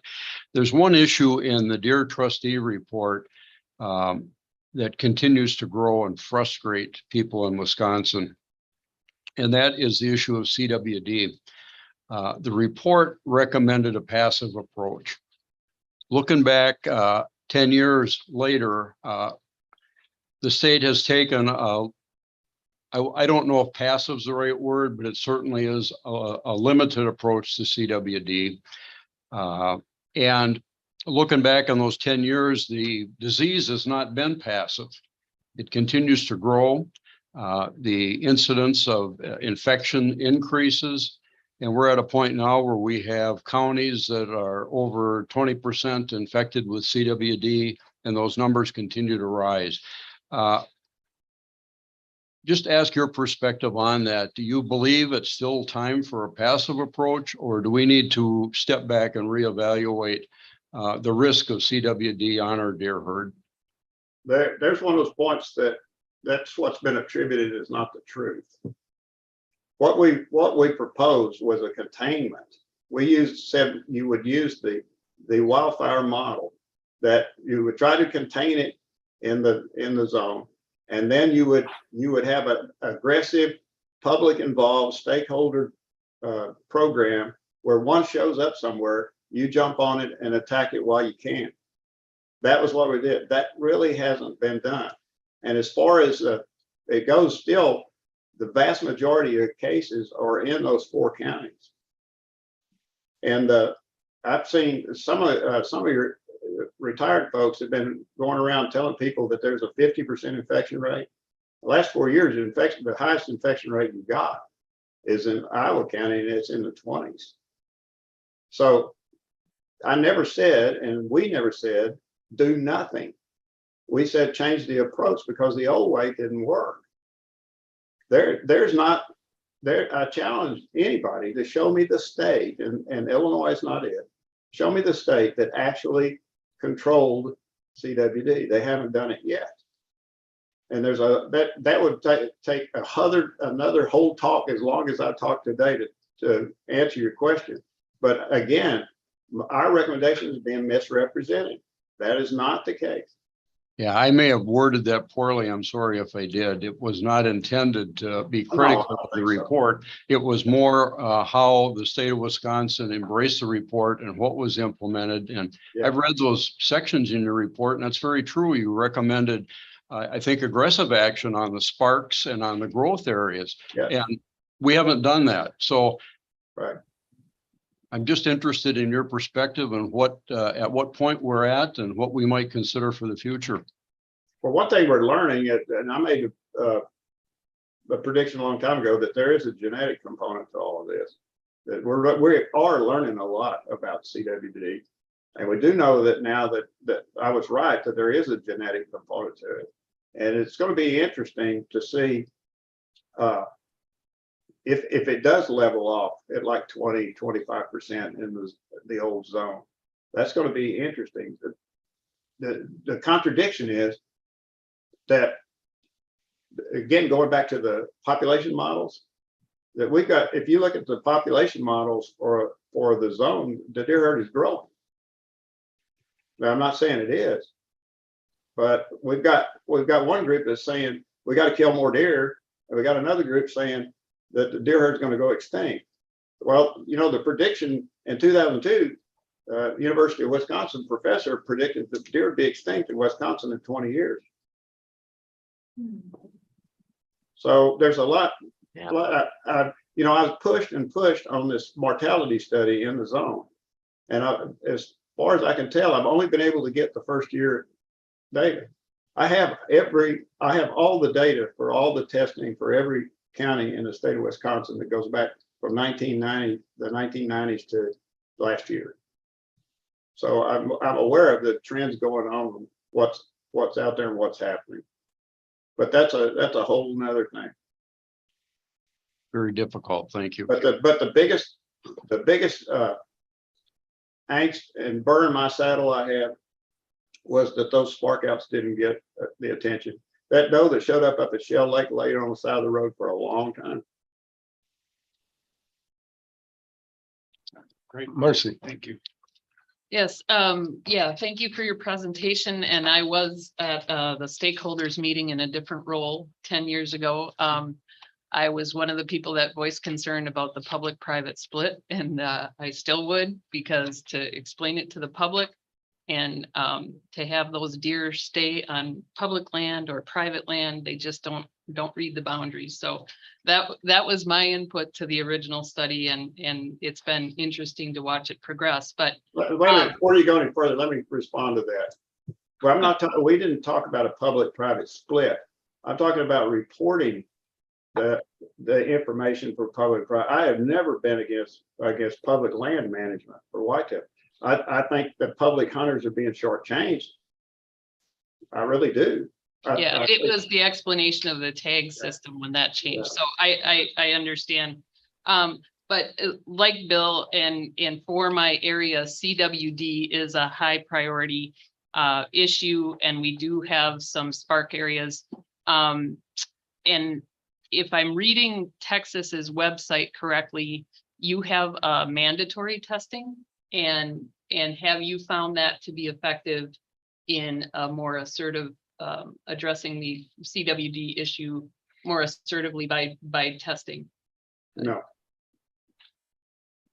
And the mandatory testing, and now they've established containment zones in a very large area in South Texas, and there's only been like 3 deer test positive. So the mandatory testing is really generating a lot of angst and a lot of bad feelings in Texas. But no, my answer to that is no. Okay. It's what's astonishing to me is that every time CWD shows up, everybody does it the same way. They do it the same way. And getting across, and it was Wisconsin that showed that CWD is not a density dependent disease. It's a frequency dependent disease. That's why it was so easy for us to, we went on controlling TB, which is a density dependent disease. We went from over 12% infection in Michigan down to less than 1% by managing deer and bringing the herd down. You're not going to do that. You're not going to your 172,000 dead deer showed that you're not going to eradicate your way out of this. You're going to manage, you can manage your way into control, having it under better control, but you're not going to eradicate it. Well, and that leads me to your point about managing for harvest rather than population. In our area, you can set a quota, but we don't have enough hunters or enough interest to harvest to that point. So when we're seeing the increased populations, that combination of winter severity and food availability, I mean, the food plots by the farmers, those deer are coming into the winters very healthy. So I think, you know, in our area, and if you can include that in your bullet list that Dr. Preen requested, sure, that combination of constant reduction in the number of hunters, that we can't set a quota, we can't meet the quota that's set. That's a problem everywhere. We've got to recruit more hunters. We definitely got to recruit more hunters, and we're not doing anything to do it.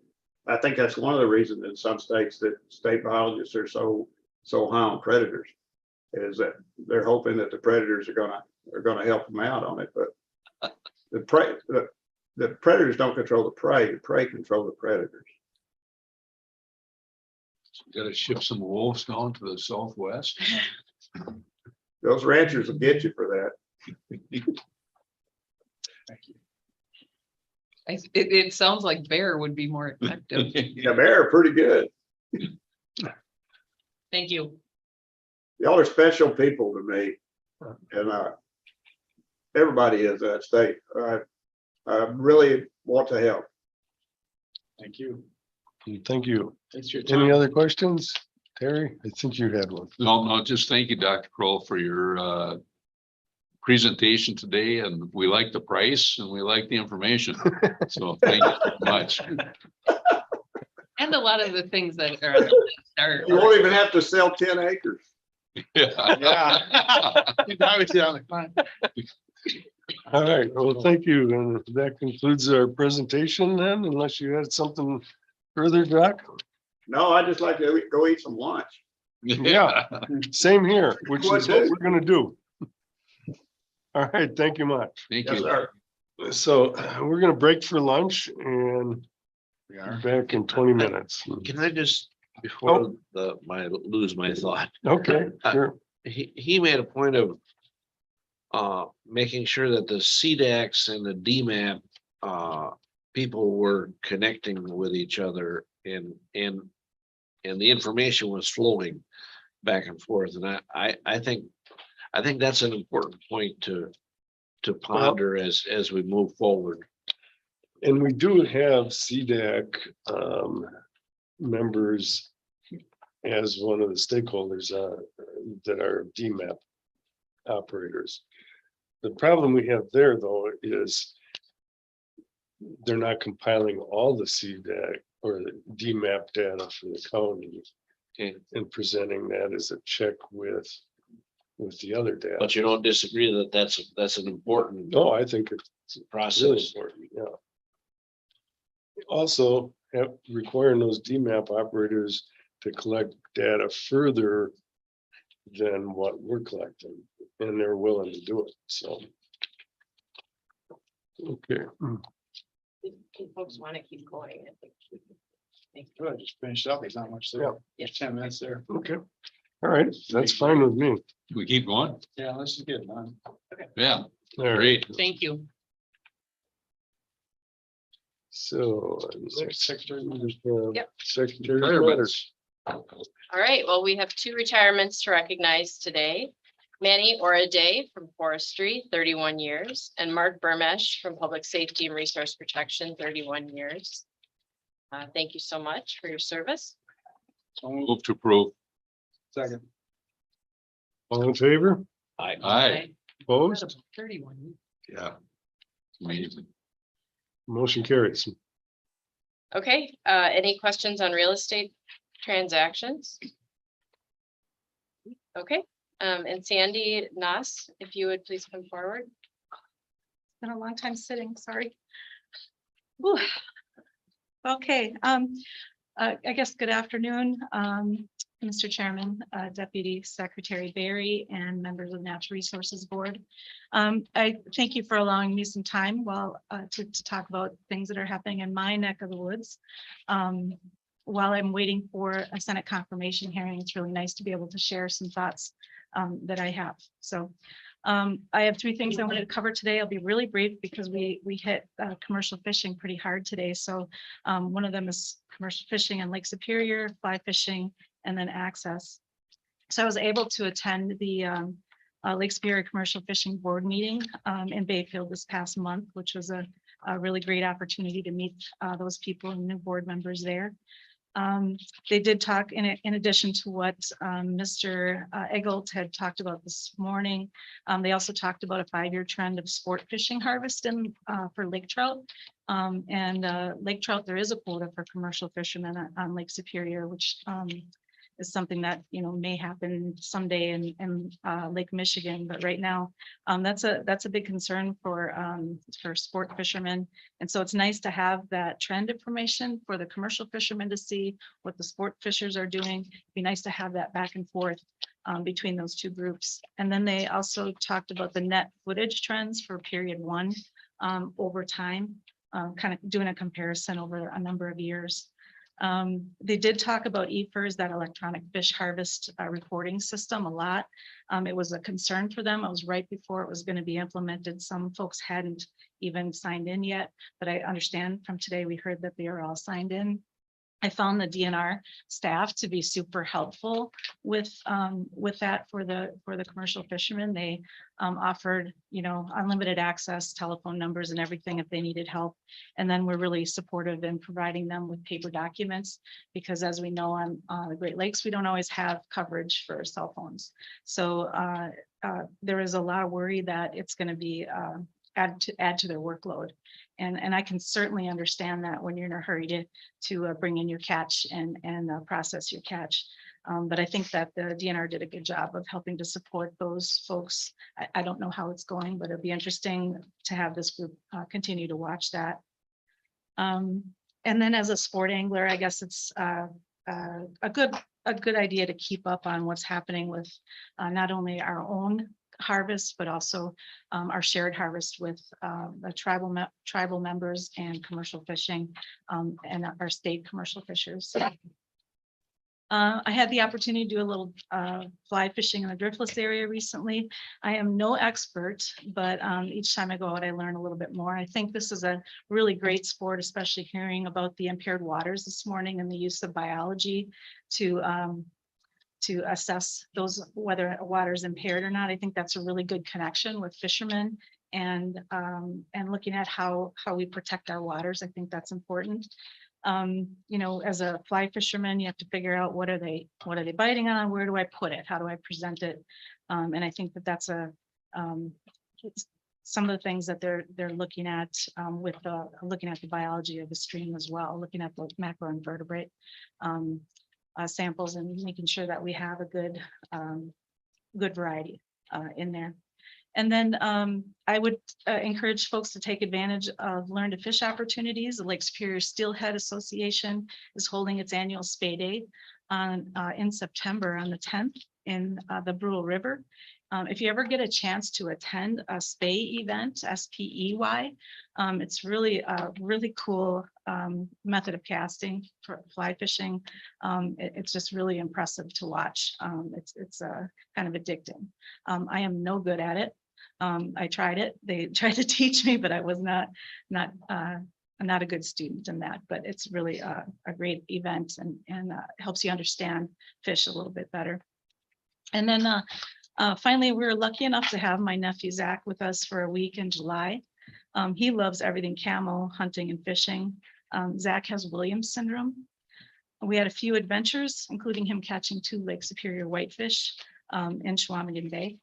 And as we were looking for things to do together, I thought a lot about opportunities for and access to our natural resources for people who have mobility limitations or special needs. And I've read recently a few things online about accessibility in southern part of the state. That I think the DNR posted something on their Facebook page as well, and that's awesome. But I just want to make sure that accessibility is equitable around the state. So wherever people are, they have an opportunity to do something and enjoy our outdoors and our natural resources. As you know, I'm from Bayfield County, so it was really cool to hear Dr. Kroll say something about Bayfield County and see our data up there. I look forward to welcoming you and to the Chequamegon Bay area for the September meeting and joining you there. So thank you for today.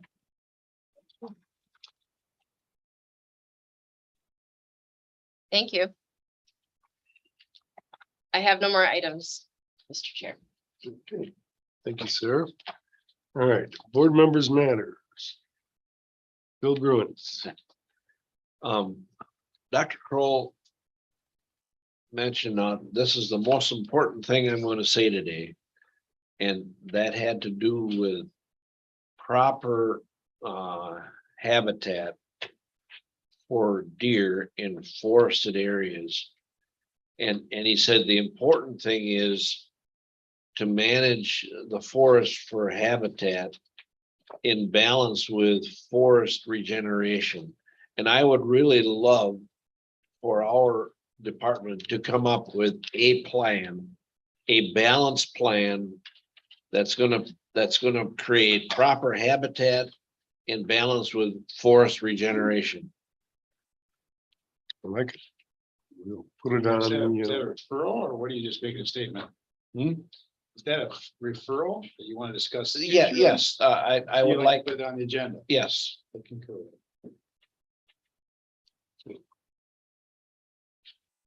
Sure. Chair, I have another request, and I was really moved and touched by Charlie's report. And I think it is so important that DNR, commercial fishers, and other stakeholders are able to make even more progress. And so I would request that this becomes a agenda item at the proper time, well before August. Okay.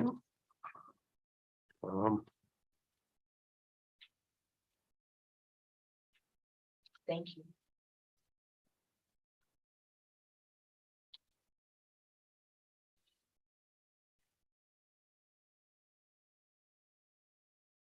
You're saying well before August of next year?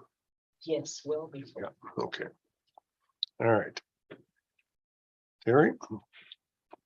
Just want everybody to get prepared to come up to Shawano. Thank you. That's not till October though, right? October. All right. Over the shop. Up to. Okay. Can you take us to a Packer game now? Oh, there. Marcy. Just a update or point of information, I'll be attending the Monroe County CWD Task Force event on Saturday in Wilton. So just a shout out to Monroe County for continuing their grassroots effort on information education. And I understand we have a good contingency from the DNR that will be present, the agency as well. So kind of continuing to look at that question I put on the spring hearing of how do we get after this issue in our area. So thank you. Okay. Thank you. Bill. Like Sharon, I was moved by Charlie's presentation, a little surprises, outside his normal style. I would ask that we ask for a staff response to the concerns that he raised, give the staff an opportunity to present information to the board on their take on the situation, and more importantly, where we're headed in the future with this. It's an important issue. Okay. I don't think we can vote on that, but I agree with you. I was going to make the same. Can't vote, right, Cheryl? We're voting. Yeah. So, You done, Bill? I think so. I'd like to report that Bill and I are going to spend tomorrow afternoon in lovely Prescott, Wisconsin. We are going to be discussing with some stakeholders and concerned people in that township up in Violas about the ballast wakeboards that are kind of becoming more prevalent in the northern lakes, their effect on the environment and the shoreline and aqua habitat. And we are both open-minded to listen to what I have to say. We'll meet together and have lunch tomorrow, right, Ruth? I mean, That's the Bill. plan. And we'll be happy to report back and see if there's something that we think the board and the department should move on. We have discussed this briefly you got a report from Minnesota, but it's a concern enough. So we're a good group of people are wanting to talk to us about it. And so Bill and I both agreed to attend that together. thank you. And I have none today. So. Yay. Adjourned. Second. You can't get a second. They keep talking. I was actually ready to talk about. Third, fourth. Okay. All in favor? Aye. Opposed? The meeting is adjourned. Everybody enjoy the summer and have safe travels.